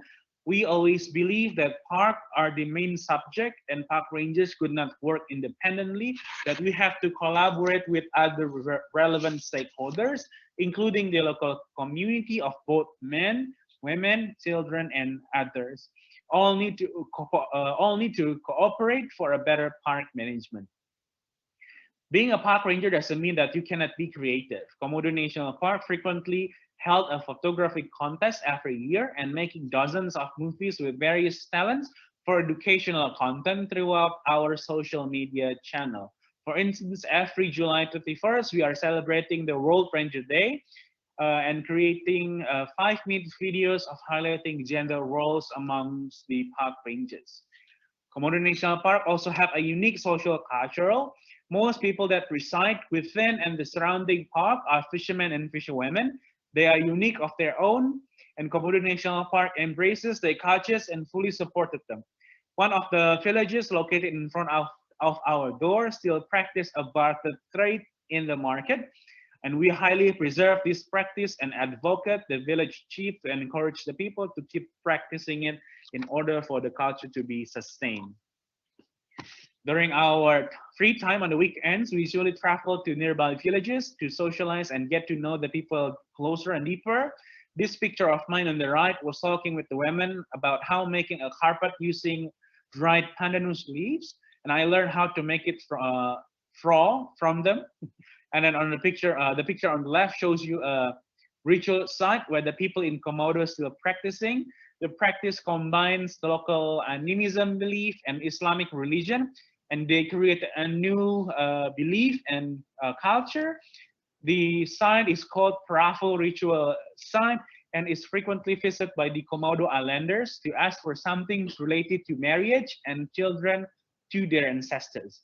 There will be one shaman from the descendant of the ancestors line leading the prayers, and the prayers are in Komodo language. So Komodo language is created based on 4 different languages, and they created Komodo language based on them. Every time they pray, they will need to replace the white fabric, looks like a flag, with new one and place it under the banyan tree. Legend believe that they were able to see that we can see the Komodo dragons up until now just because these people do not try to kill or dispatch dragons from their habitats. They always believe that the Komodo dragons are their sister and part of their family. Komodo National Park is active on social media channels. Currently, we have Instagram, Facebook, YouTube, and TikTok account. All information made are bilingual in Indonesian and English for larger audience. We are kindly asking you to follow our social media channels as we are trying to officially verify the account to the developer. This is the end of my presentation. I hope by listening to my presentation, you are not only understand about how the Komodo dragons are being conserved, but also have the insight on how the park rangers work in Indonesia. Park rangers are not only required to be great in knowledge, but also creative, high in technology, sincere and kind, and open to new skills. I would close the presentation by saying my favorite quote: sometimes the simplest things mean the most. Your kind attention for listening to my presentation mean the most. Before I close the presentation, there will be one video that I will show you. Allow me to show you the video. I hope all of you can hear it.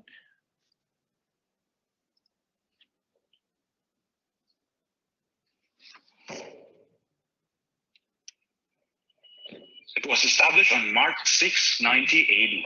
It holds 2 UNESCO prestigious titles: the Man and Biosphere Reserve and the World Heritage Site.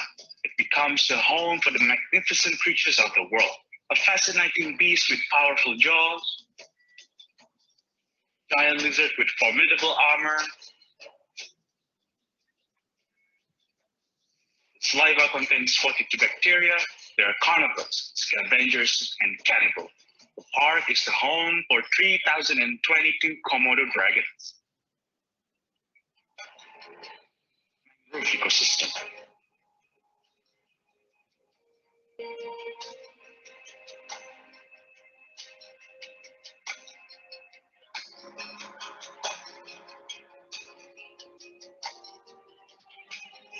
Marine ecosystem. There are many outstanding creatures reside other than the Komodo dragons.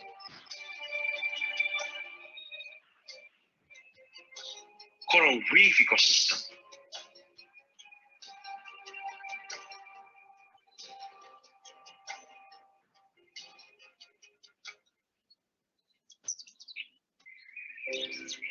Komodo National Park has 2 species of sea turtles: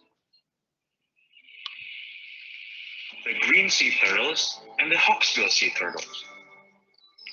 Sea turtles can be one of the marine tourism attractions in Komodo National Park.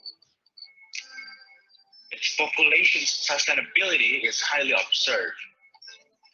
Rangers are relocating sea turtle eggs as the embodiment of protection. Sea turtle eggs are often harvested by responsible people, and its shells are sold as souvenirs. Whereas sea turtles provide both ecological and economic benefits for humans. Hatchery and sea turtles release are potential ecotourism attractions in the Komodo National Park. Today, the sea turtles are well protected in the park. The large flying foxes hold a pivotal role in the ecosystem. They're the natural pollinator for the fruit trees. We also have wildlife buffaloes, turtle doves, Timor deers, orange-footed scaup fowls, crows, crab-eating macaques,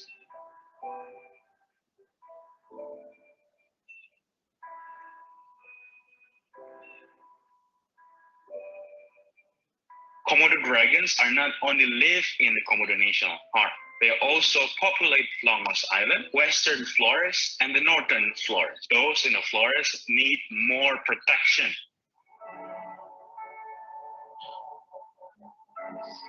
Most of the local people who resided inside the park live as fishermen and fisherwomen.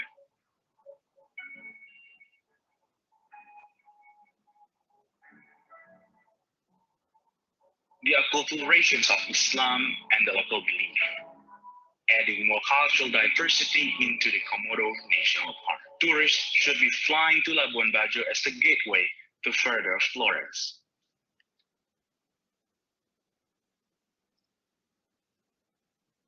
Okay, that's the video. I hope the video gave you a glimpse of Komodo National Park, and someday you will be able to visit the Komodo National Park in the future. Apologize for if I'm speaking too fast, because I only was given 25 minutes to talk. I'm very much open to discussion. If you have any questions regarding Komodo National Park or my presentation, feel free to ask the questions in this webinar. Once again, I thank you. You have a good day.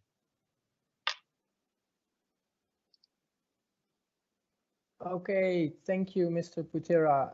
That was a very interesting talk, and you were loud and clear to understand, so that was very interesting. There's a couple of questions that came in from the audience. One of the questions came from Mr. Yannick Weyer, and he said, "Thank you for the fascinating presentation." And he asked, what are some of the measures that you have taken to mitigate the conflict between tourists, local communities, and the Komodo dragons? Check. Can you hear my voice? Yes. Okay, thank you for the question, and thank you, Dr. Cyril. You are to have a beautiful name and appearance. We create so many strategies to avoid conflict between the Komodo dragons or the wildlife in the Komodo National Park with the tourists and the people.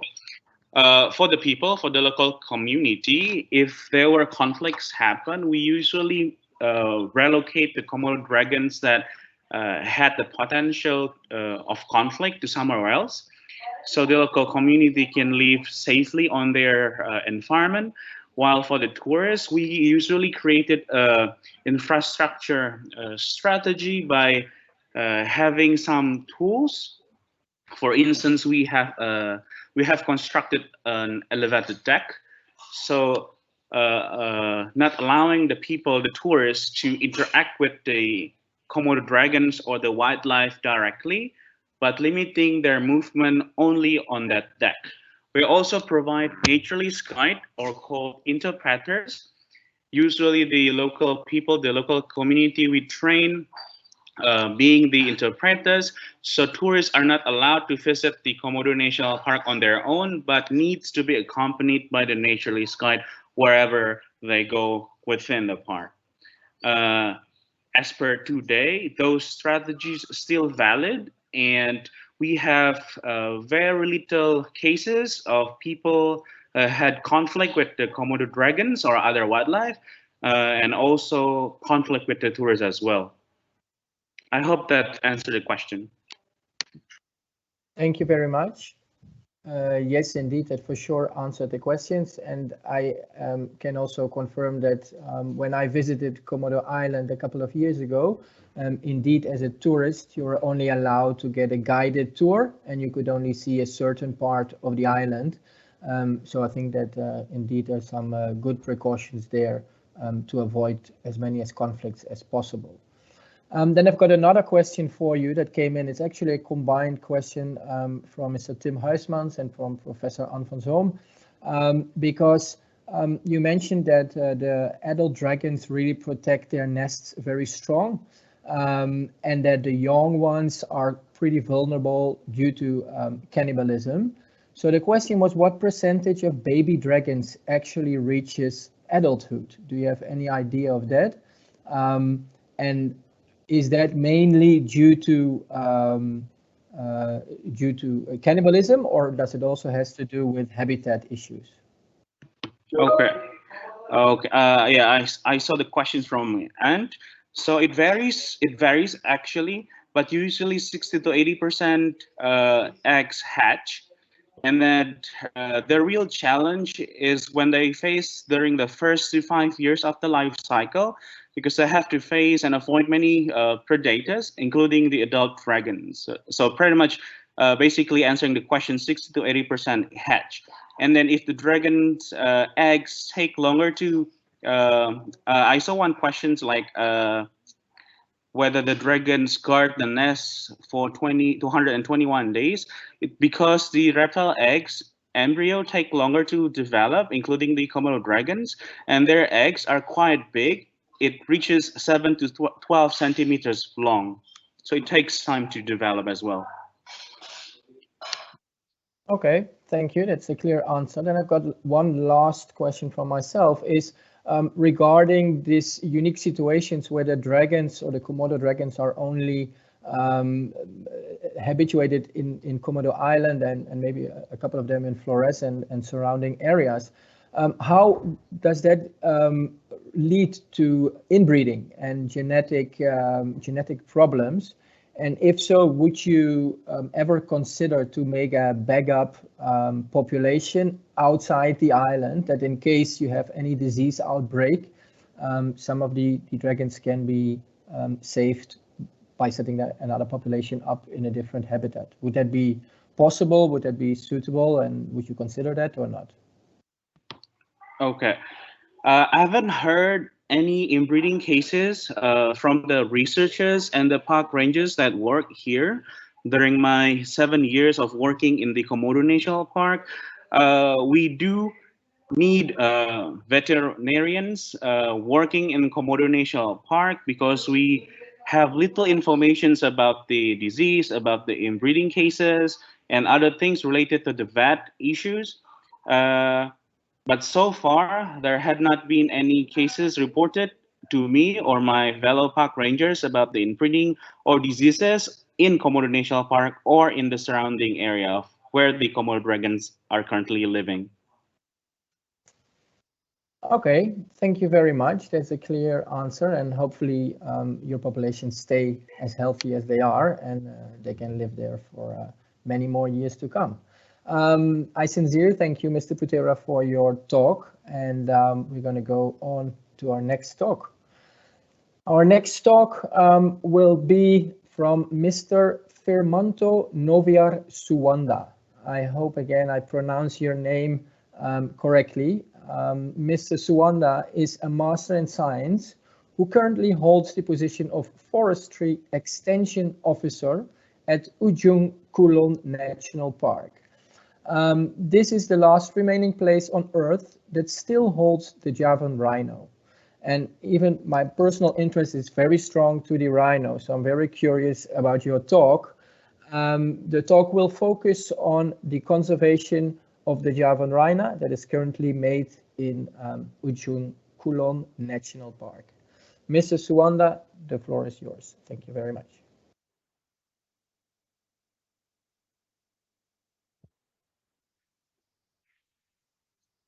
Hello everyone, my name is Firmanto Noviar Suwanda. I am from Indonesia. I work at Ministry Environment and Forestry, and I am exactly work at the Ujung Kulon National Park. I want to thank you to Committee Event Paradise Indonesia to let me the presentation about Ujung Kulon National Park. As we know, Ujung Kulon National Park is one of the World Heritage Sites determined by UNESCO at the year 1992, because we have a biological phenomenon with natural beauty and very aesthetic, amazing view. Because if you want, as you know, Ujung Kulon National Park is the last lowland forest at the Java Island at Indonesia. If you want to see the Java at historic time, you can see at Ujung Kulon, because we have a lot of biodiversity, natural habitat, also such as we have Javan rhino at Javan gibbon and Javanese bull is by IUCN is including at endangered species. This is Javan rhino. This is Javan gibbon and Javanese bull. We are located at the Pandeglang, is the peninsula at the Java Island at the end. If you want to see the last road at Java Island, you can see at Ujung Kulon National Park. We have in Indonesia, we have total area, we have 105,694 hectares. And for the land is we have 61 hectare, 61,000 hectare. At NC, we have 44,000 hectare. And also we have employee at Ujung Kulon National Park. We have 65 worker. And also we have contract workers such as at work with us as co-partners with Renewable Predator Protection Unit, Renewable Monitoring Unit, Rhino Health Unit, and MMP at approximately at 85 people. We have a vision year for 2015 and 2025 is one Ujung Kulon National Park become the excellent world of Javan Rhino conservation.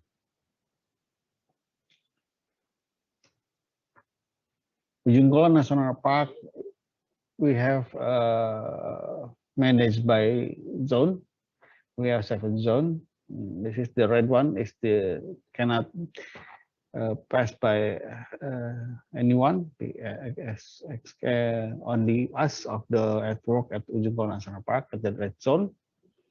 At the red zone, and the jungle zone at the yellow one, and the perlindungan bahari, we call it at the sea. This is the blue one, and we call pemanfaatan at the green one. We have also traditional for the people, local people. We have rehabilitation for the tree, and religion for zone of religion for like mystic and others. And specialist zone is for Jariska, Javan Rhino Sanctuary. We have natural potential such as Javan rhino, Javanese bull birds, Javan gibbon, deer, birds, butterfly. We have a lot of species at Ujung Kulon National Park. We have for the flora, we had 700 species. For fauna, because we have 35 species, primate 5 species, bird 240 species, reptilia we have 9 species, and also we have amphibia to 22 species, and fish 142 species, and we have coral reef 33 type of coral reef. We have some place we have vegetation, a coastal forest, mangrove forest, freshwater swamp forest, lowland forest, and grassland. We have also to protect the Ujung Kulon National Park. We have RPU. So this is one of our program, Rhino Protection Unit. We have 4 units and 5 units for the patrol and 1 unit for community intelligence, also intelligence. This we have total personnel 27 people. This is the we have also RPU activities such as survey, patrol, and social community, and also database. This is the one of kind of this what they do action like survey. They survey by grid. We identification of the son of Javan rhino, importing data, and also patrol, routine patrol area identified if file some violation, if we count the some illegal activity at Ujung Kulon National Park. We have also 1 unit for the RPU at social community, also for the intelligence. Also we have with the people contact with us, and then for the administration we have database and data like such as applications like Smart Patrol, GIS maps, and reports.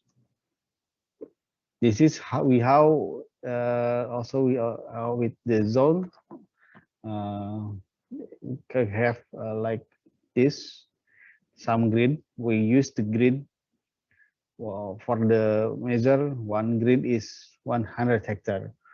The size is 1 kilometer equal 1 kilometer. This is Javan Rhino encounter at July 2020, sorry, at Karangranjang, Citelang, Cibunar, and also Kalejetan. We can see how much we have count observation footprint, count observation values, count observation feeding, count observation dung, count observation sign of Javan Rhino, count observation body scraping, count observation scraping, count observation dead animal. This is we have the how to know the Javan Rhino at the field.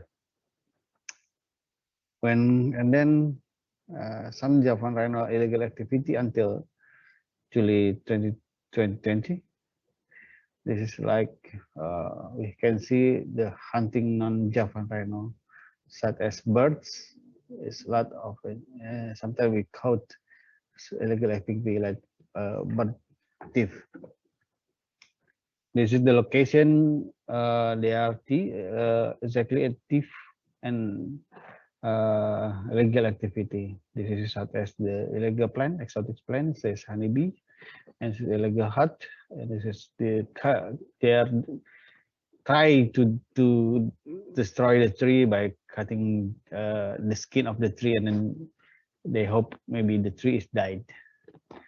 And then also they are caught some bird catching. This is the use GPS, the activity for the rhino protection unit. They are moving around at Ujung Kulon National Park, and this also for route patrol. This is some activity they do. I want to explain about the honeybee theft like this. This is some case at Ujung Kulon National Park, like at Blok Katuburuk at Vios Grid 36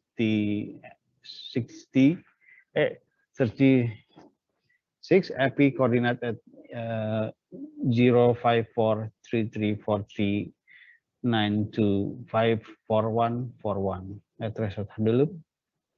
And I also caught some suspect. This is they are come from their village. They identified from Sempur and Ujung Jaya village. Because Sempur and Ujung Jaya is near from Ujung Kulon National Park.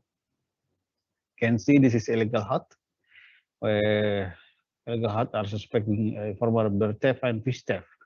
They are sleep in here, and then we are destroying the hut. This is some illegal activity. They are cut the tree, illegal species, illegal logging in processed wood species, and found at Kalejetan and Karangranjang Resort. This is some case. This is we also find wild bagang. These are capture the fish with these tools. This is okay, but they are not the right territory. They are at the territory inside Taman Nasional Ujung Kulon National Park. They are not allowed at enter to the national Ujung Kulon National Park. This is some case. There are sometimes illegal fishing net, too small. The fishing net is not prohibited. Is prohibited for the at Ujung Kulon National Park, which is a little fish. Some they are captured also. This is sometimes we caught stealing marine biota like lobster and tree puncture. This is some case at Pangukusan Block. And also we have illegal cattle activity for the cattle at this area. Sometimes they are local people bring their cattle to inside to Ujung Kulon National Park, but with the RPU, protection unit, they can get out the cattle from the site. We have also I want to explain about the conservation program at Ujung Kulon National Park. We have also have a strategic action plan, Conservation Indonesia Rhino at from the 2007 and 2017. This is we have by minister at P3 Manhood 2007. This is such short plan like such as like increases population for Javan rhino, then build second habitat, make sanctuary of Javan rhino. For the increase for 20%, 2007 is we have found the Javan rhino at 30 of Javan rhino, 13. Then we have built second habitat. We have not achieved at the second habitat. Also, we have made a sanctuary for Javan rhino, and now we have achieved it. At Jungkook National Park.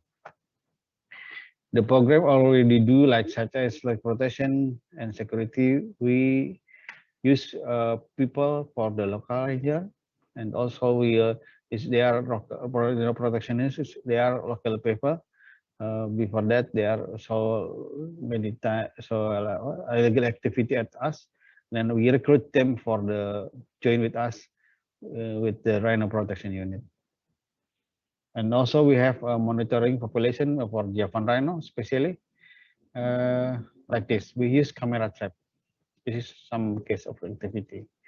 And then we have monitor population plague or disease, like monitoring cattle condition. Sometimes we find Javan rhino is dead.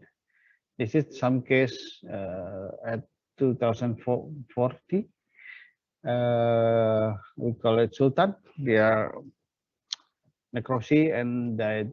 What the cause of the death? This is arenga eradication. As we know, Javan rhino eats leaf for not the grass. That's why this is arenga cannot the leaf arenga is too tall, and then the leaf cannot to be like this. And then we cut down the arenga to have Javan rhino more can feed much more. And also we have a program like enriched feed plan for the rhino. We have like this one, and then the rehabilitation zone we do it like that. At Kalajetan also.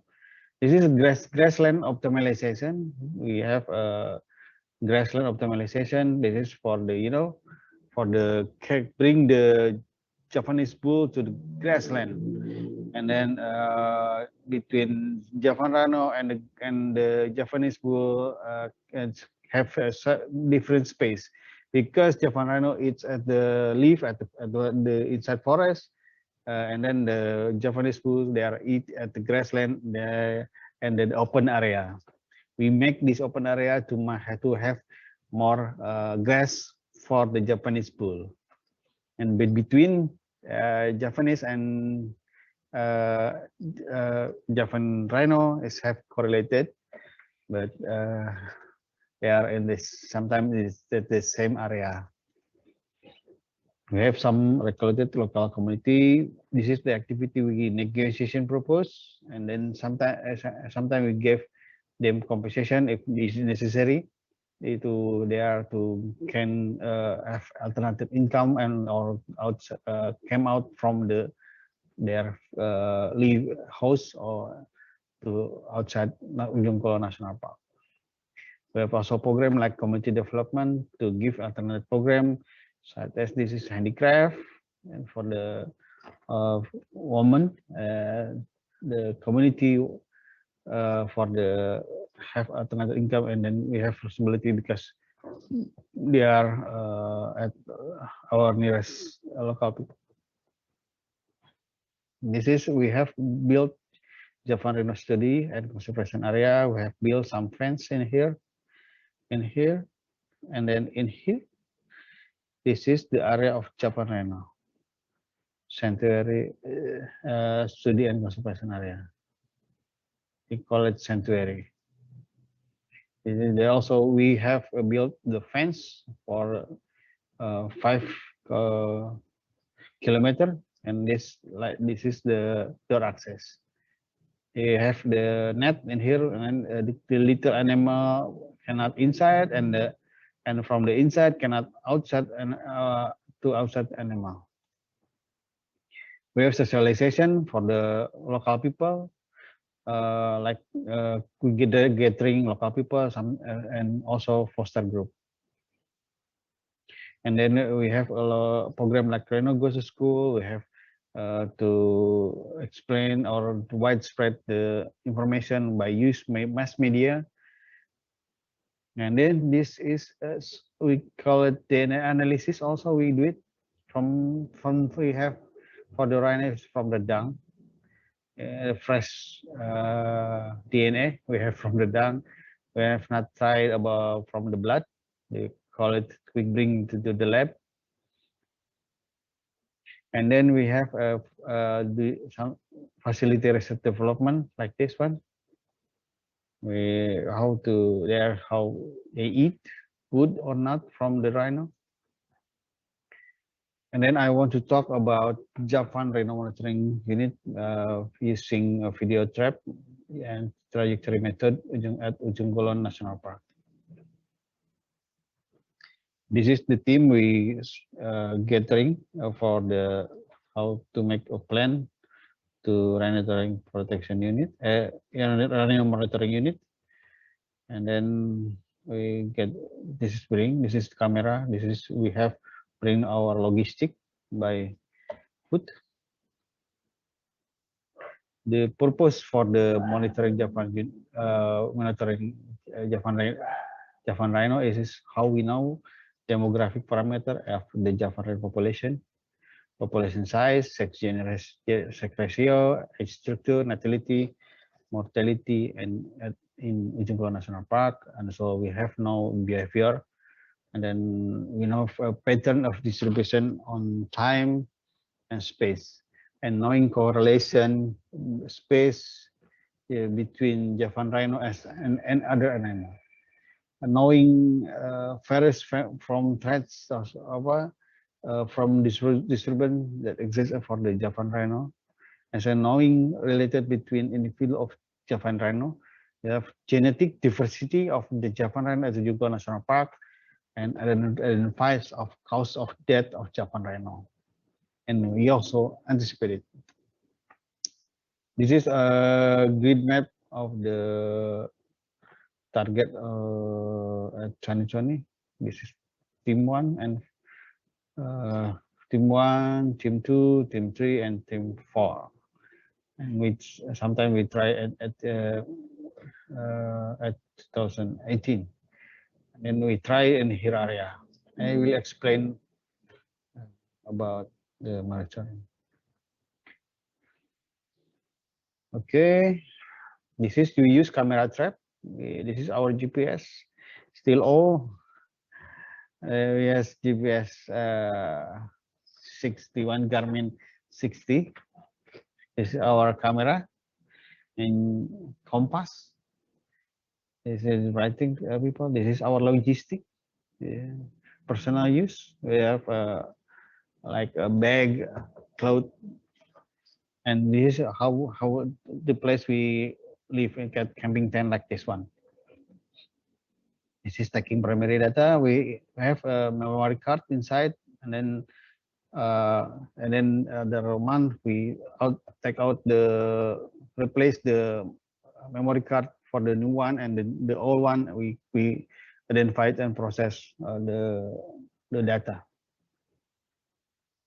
This is how we manage the data. This is have our data from the memory card. We have folder clip like for the rhino, and then we separate this is female or male, and then we separate again. This is adults or cubs, and then we identified by the horn and the eyes, the neck, the ear, and other scratch and everything. And then we have now identified this is who the rhino, and then we name it the identification. This is how we manage the data that we use. This is from the example. For example, this 34 AQ. This is from the grid 34 AQ. And then this we did for the data for the Rhino. This is cut from 0 to 88 for the Rhino, and the 2030 the data like this one, and then it's the clip from the 41 clip like this one, and then we manage the data. This is we have how to identification parameters like the horn, the position of the horn, and then the eyes. We know the eyes wrinkles, the wrinkle of the face, and then the wrinkle of the neck, and then also the how the size and the look like of their ears. Sometimes they have a defect also for the like in tail and the ears and at the body and everything, and also if they have a wounds like this one, and then the color of the skin also we identified. Then we have the right rhino, our rhino. This is the data we have. If you, as you know, we have the data for 100, maybe around, approximately at 10,000 clips. For the Javan Rhino, we take just only 700 clips, and this is we name it our Javan Rhino, like this one. We have also the name it, and then we not call it by the ID. The ID is sometimes ID is 137 2012. This is the ID, but we call it like this one, Samson. This is the sample result for album monitoring unit. Album monitoring. This is the we have the 2011 for unit, and now at the 2017 we have 90 units. And then because we have a lot more, if you can see in this 40 to 100 and 120, and then to be 90, this is have correlation. We have more camera, we have more data, and then we have more the rhino, because this we spread the camera at Ujung Kulon National Park. And then this is the rhino data by age. As you can see, this is and this amount, say 2015, we have 63, and the 2020 we have 74, and this data we have is this is the male and the female, and then you can see the data is more like lots of the male, because in the animal, as I know, the female must more a lot be, not the male is in the Ujung Kulon National Park different. The male of the rhino is more a lot, and then the female is more less. This is the data Javan Rhino. This is, you can see proportion. Yes, more male at the Javan Rhino at the Ujung Kulon. This is the birth and death rate of the Javan Rhino. This is some ID. We call it taken from the Javan Rhino camera video trap. Like this one also some. Okay, and then we say now the defect and also the diet, and then we know, as we know, the documentation of the rhino death. We like this one. It's 2030,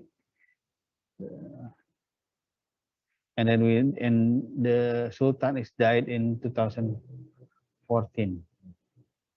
And because we know from the wound from this one, from the tail. Also, we have died from Arjuna also at 2012, and then he died at 2014 also, because we have now this like from the skull. This is distribution by age. And the green one is the adults, the yellow one is teenage, and the red one is cubs. And what are adults rhino at Jungkook National Park? This is the movement of the Javan rhino. Like this one, you can see from the video trap. We have, it's called drawing. Nah, at cost observation shell of Japan rhino, because we have small population, tend to be stagnant between 2067 and 2014.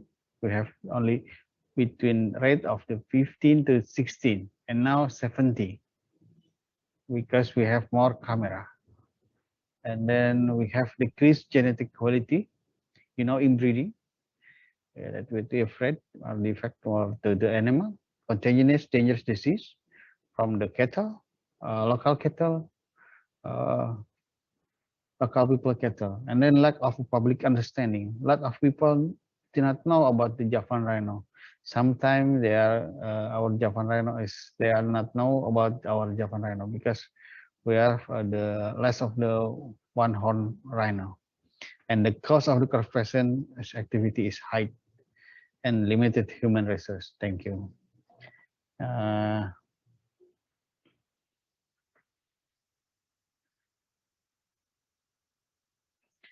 then I want to show you about our Javan rhino movie.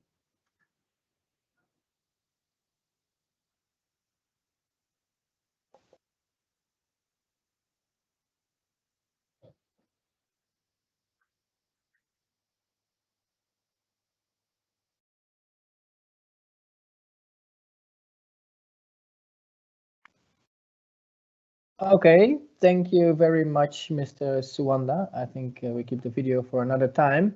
It was a lovely presentation about a very fascinating animal.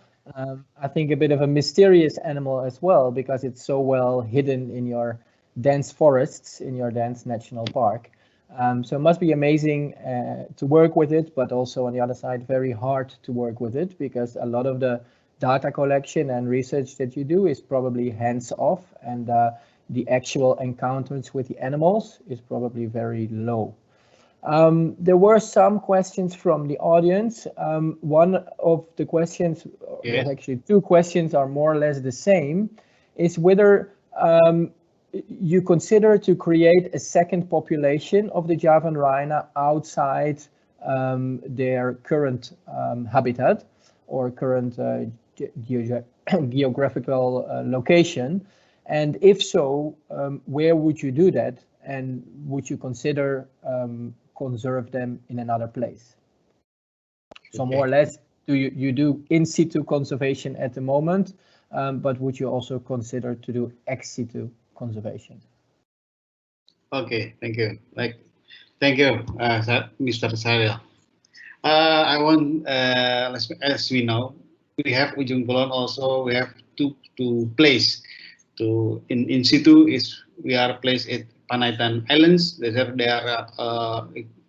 the purpose why we need the second habitat is because, as we know, we have Gunung Krakatoa, and 20 December at 29, there are a tsunami at that area. Also, that's why the purpose of the why we need second habitat, because the dangerous if happen tsunami at Krakatoa is the Javan rhino might be died in that area. We have in situ we have Panaitan Islands for the first choice, and the second choice at the we have at ex situ we have some place, but there are some place that we need more time because the place is not correct, because the place for the Javan rhino at Serang that are near placed by military practice or training. There are if we put ex situ at that area with the military training, they are not good we have a second habitat, and only choice we have for the Panaitan Island for this moment. And then the ex-situ place have not a similar place like the Ujung National Park. It's more perfect for the Javan rhino. I think the more Javan rhino is not at Panaitan Island. Thank you. Okay, thank you for your answer. I think also part of that question was, would you ever consider to capture some of the individuals and take them off the island and bring them to another island, or for instance to a zoological institution? I remember they did the same with the Sumatran Rhino, where they kind of managed to breed them in captivity. But then I think after many years, they decided to bring them back again to their original habitat. So is that something that you would consider with the Javan rhino? And is there political pressure or political issues involved in doing that? Yes, thank you for that nice question. Because as we know, density between the case of the Sumatran rhino and Javan rhino is different. Because we have Javan rhino at natural habitat. Sumatran rhino live in natural habitat in lizard. And then before that, Mr. Dedi also talked about the sanctuary and the captivity and the domestical Sumatran rhino. We have no domestical for the Javan rhino. And then the density of the forest different, like I see at the South Africa. South Africa is more like savanna, yeah. They eat grass. They're more easy to capture the white rhino or black rhino also. You can use helicopter or cars and the chase, and the Javan rhino cannot do that. Maybe some do theory to capture the Javan rhino like at Kalimantan Islands, at Borneo. And the last of the story about the Kalimantan rhino, and then use pit trip, use pit for the trap. And then I think for the Javan rhino, use pits for the capture the Javan rhino. And then, or we have another method. We have some place, and then we have use rangon, and then we can shoot for the Javan rhino for the market, for the replace or capture the Javan rhino. But we must know if we the pressure of the and the new pressure of the political is not very as we know, it's very good, because if the Javan rhino dies, is maybe everybody knows for the internationally, because that is not good for the Indonesian government for know about the Javan rhino. If Javan rhino is dying, Javan rhino is hard to find. The first of all, if you want to find Javan rhino, is hard because only they are shy animal, they are nocturnal animal, they are not easy to find. You use just only camera trap. Yes, okay. Maybe if you want to capture, you use the pit or you use a rangon to capture it. Maybe. Yeah. Yeah, I think it's a whole different league than preserving African rhino, where they indeed are a lot easier to catch. But I thought because, and that's also the last question that was from the audience, is whether you invest or give priorities to preserve any of the gonadal tissues for so genetics and to cryopreserve genetic material. In those cases that you are able to localize an animal.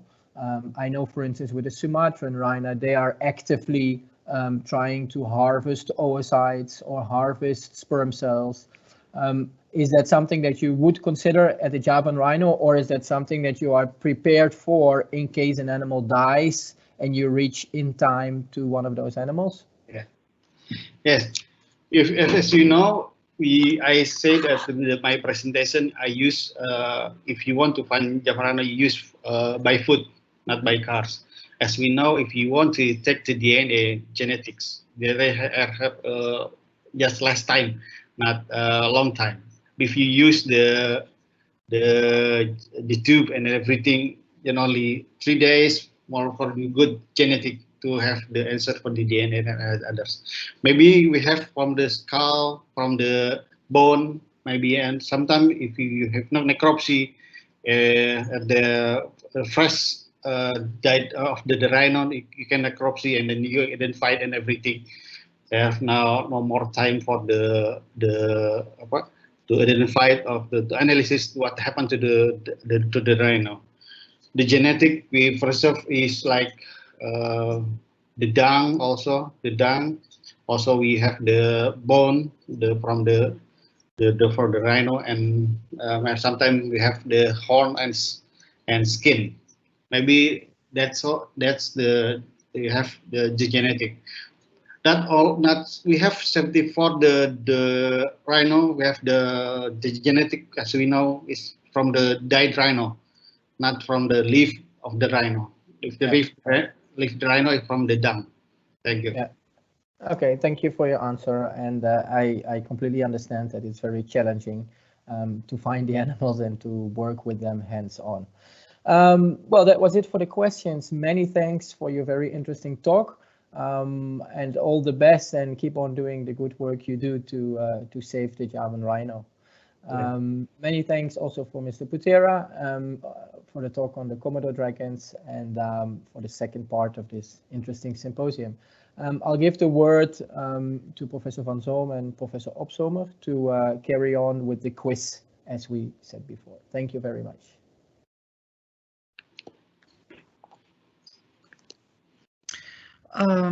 Yes, good morning, everyone. I'm going to explain to you now how you can play the Kahoot quiz. Everybody who paid attention is entitled to follow this quiz and to win a few nice prizes. The first 5 people will get a nice prize.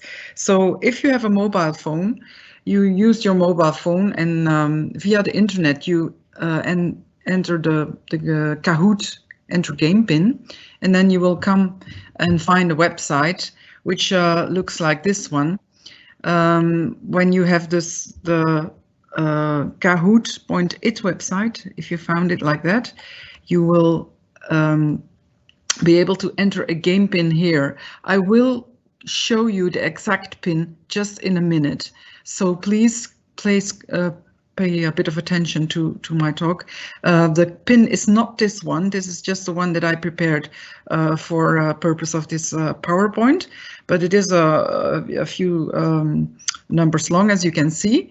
And if you enter it in, you will have to give in your nickname all on your mobile phone, because it's very difficult to play a quiz on your computer because you need the different tabs. So it's better to use your mobile phone. And then don't use your nickname, but your real name, because in that case we can identify you if you have won the quiz.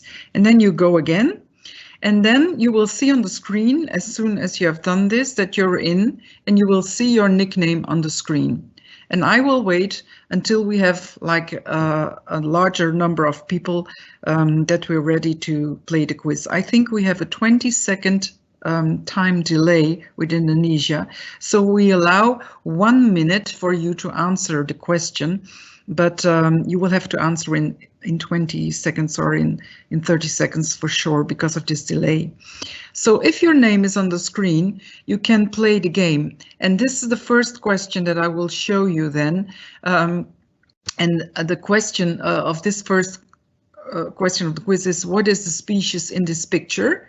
And then you can answer the red possibility, the yellow possibility, or the blue possibility, because you will not see the question as it is on your mobile phone, but you will see these 3 colors or 4 colors. Sometimes there are 4 answers. So if you think it's the first one, you click here.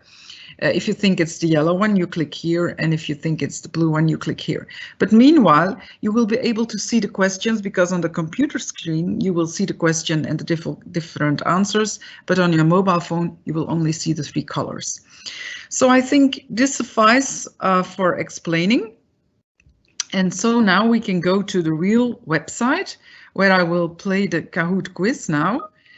And the Kahoot is now loading. We will play the classic version. And here will come the game pin. I'm sorry, I'm not sharing the screen. I'm sorry. Can you see it? You cannot see it, huh? No. I have to share my screen again. So now, are you now seeing? I think you see it now. No, it's the wrong one. Sorry for a small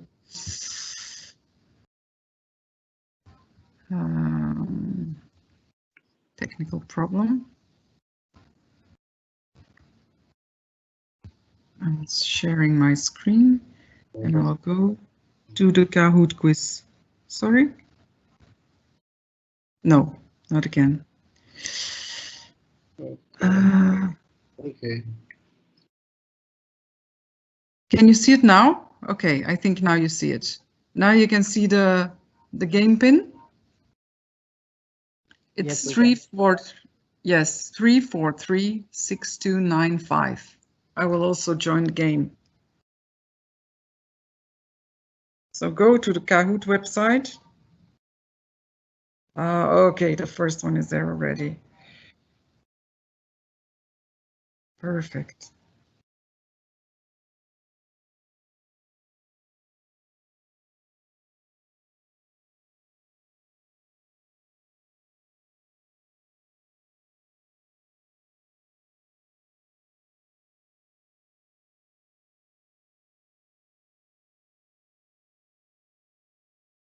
Okay. 7 people are already in.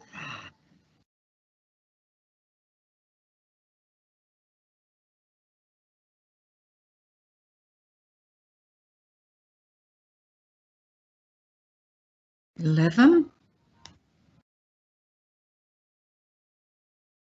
12. I think if we're 15, we will be complete, or I don't know if somebody else will join.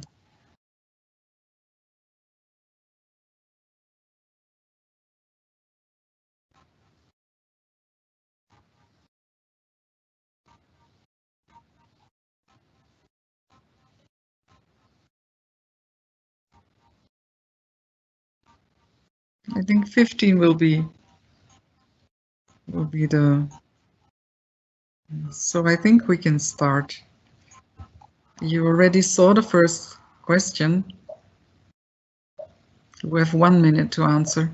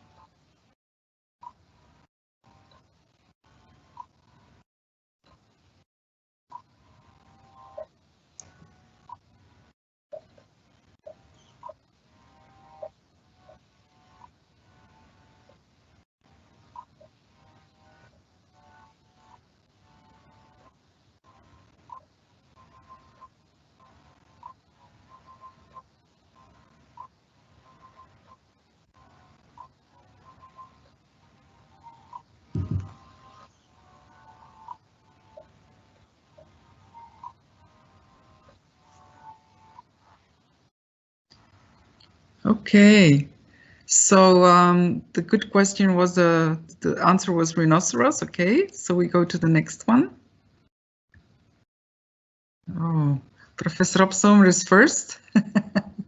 Okay, I'm not into it. I skip it. I just focus on hosting the quiz. So where is the place of Komodo National Park? Is it Java, Indonesia, red? East Nusa Tenggara, Indonesia? Or East Kalimantan, Indonesia, blue?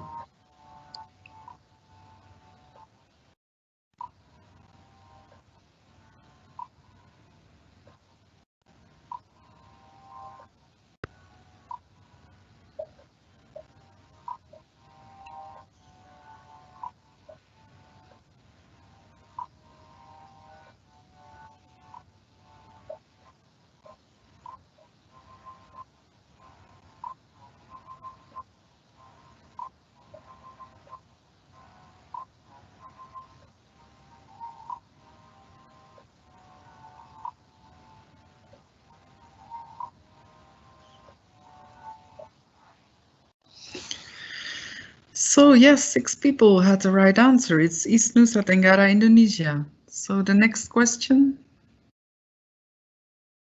No, that was more difficult. Okay.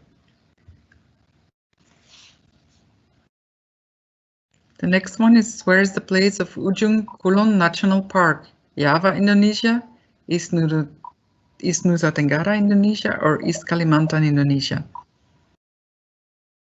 Also difficult for European people.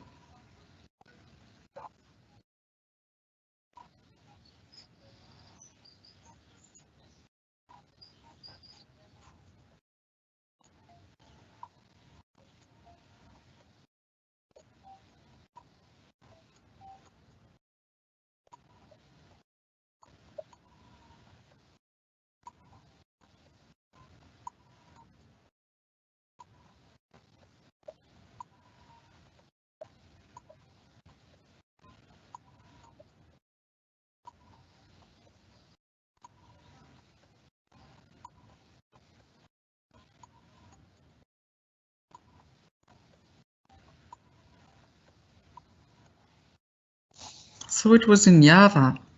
Okay. Iqbal, Putera is first, and then second Firmanto. Okay. Continue. True or false? The Pongbok pimeus belongs to the exotic animals of Indonesia. Is this true or false?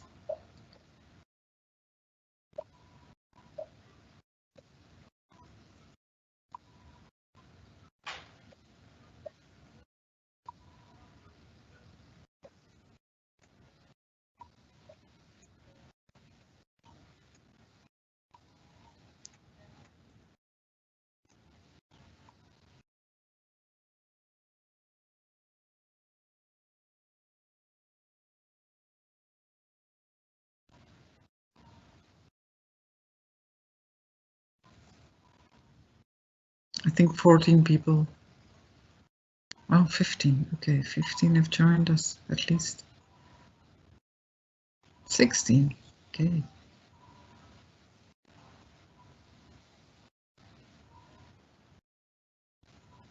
17 people are in. It was true. Okay. So the next question is again true or false? The Keratotherium simium, the white rhino, belongs to the exotic animals in Indonesia. Is this true or false?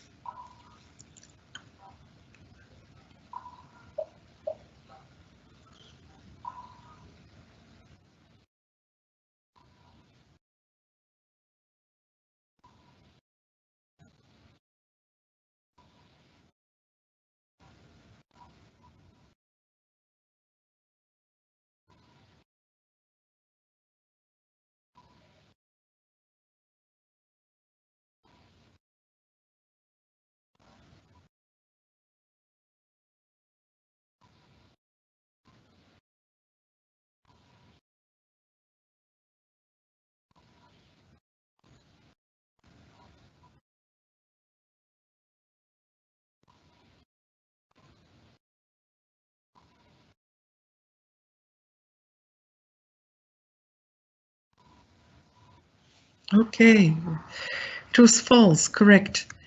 So we have Firmanto Noviar, the first. Yeah, we have like 5 people on top. True or false? The Elephas maximus sumatrensis belongs to the exotic animals of Indonesia.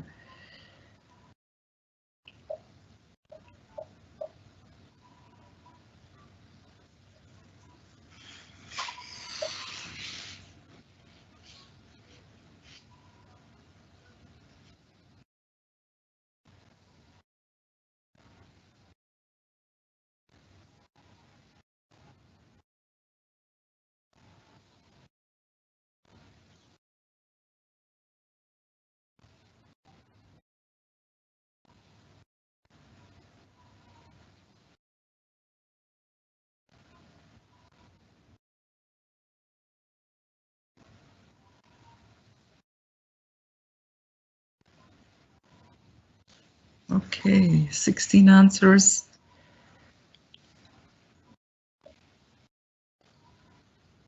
17.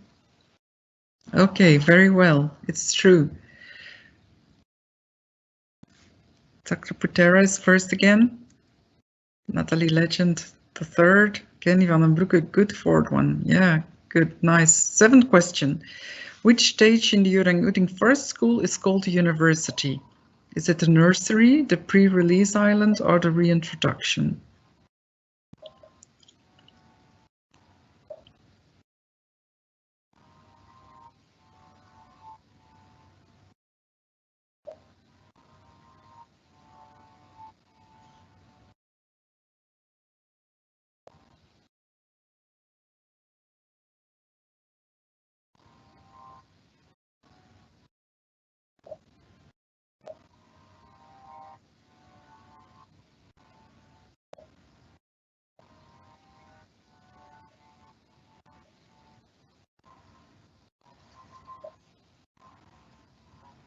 Almost done.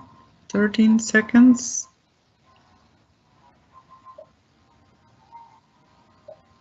You got 17 answers, so I think it's 18. Okay. Okay, it was a pre-release island. Very well. Then Kenny is going up again. Still Iqbal Putera, first one, Novior, second one. Very well. Next one. 8 questions. What's the species of this animal? The Latin name of the species, is it? I will not read it, it's too difficult.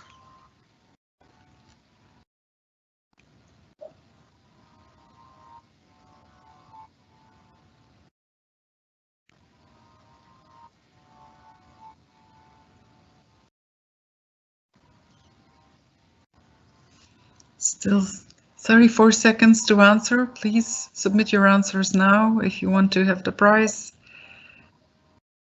You can still get the prizes. We have 5 nice prizes to give away. And we will contact the 5 winners. 17 answers, okay. Very well. Maybe 18? 18 people? No, 1 has given up. Okay. So almost everybody knew it was the Varanus comodensis. Very well. Next question. I think the top 5 remains very solidly the same. The 9 out of 10 questions. How many bird species are living in Ujung Kulon National Park?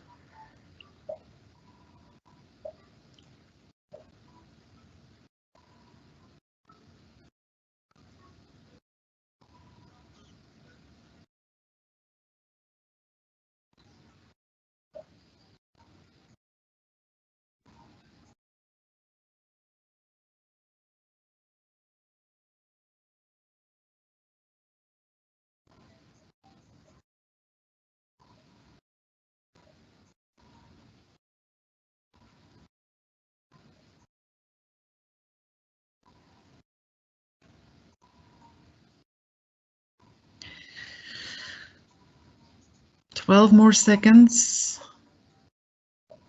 Okay, please submit your answers now.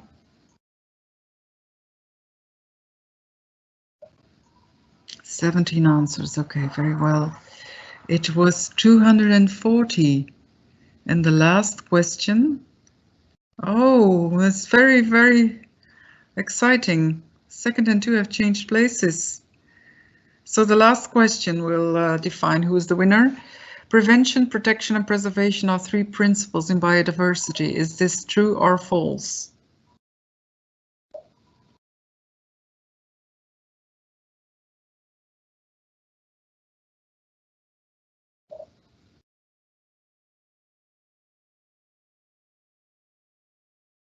It's a difficult one.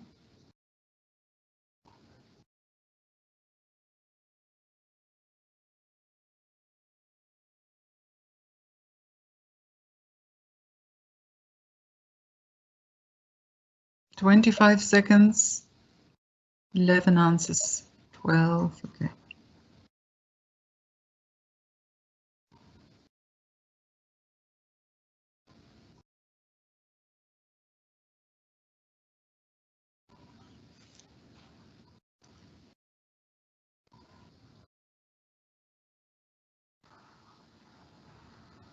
Okay, it was false. That was... Okay. Kenny is third. Iqbal Putera second. And Firmanto Noviar was first. Congratulations to the three of you. The runners-up are Mutya. Okay. Did you see it? I couldn't. Okay. Thank you very much. So I now give the word to Professor Opsomer to close the session. And we will inform you of your prize. Okay, thank you. So it is my task to close our symposium. I herewith cordially thank all participants, the attendees, of course the moderators and the speaker.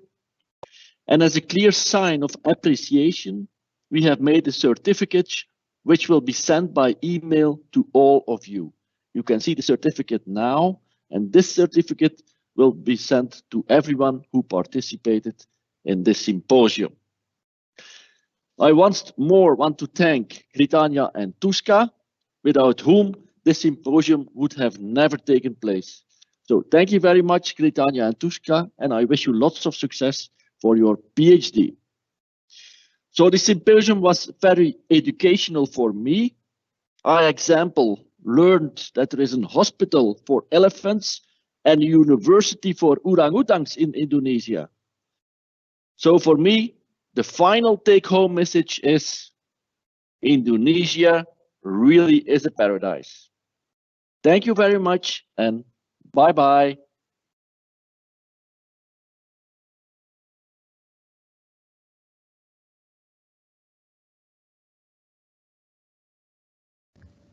Bye. Bye. Thank you. Thank you, Bye-bye. everyone.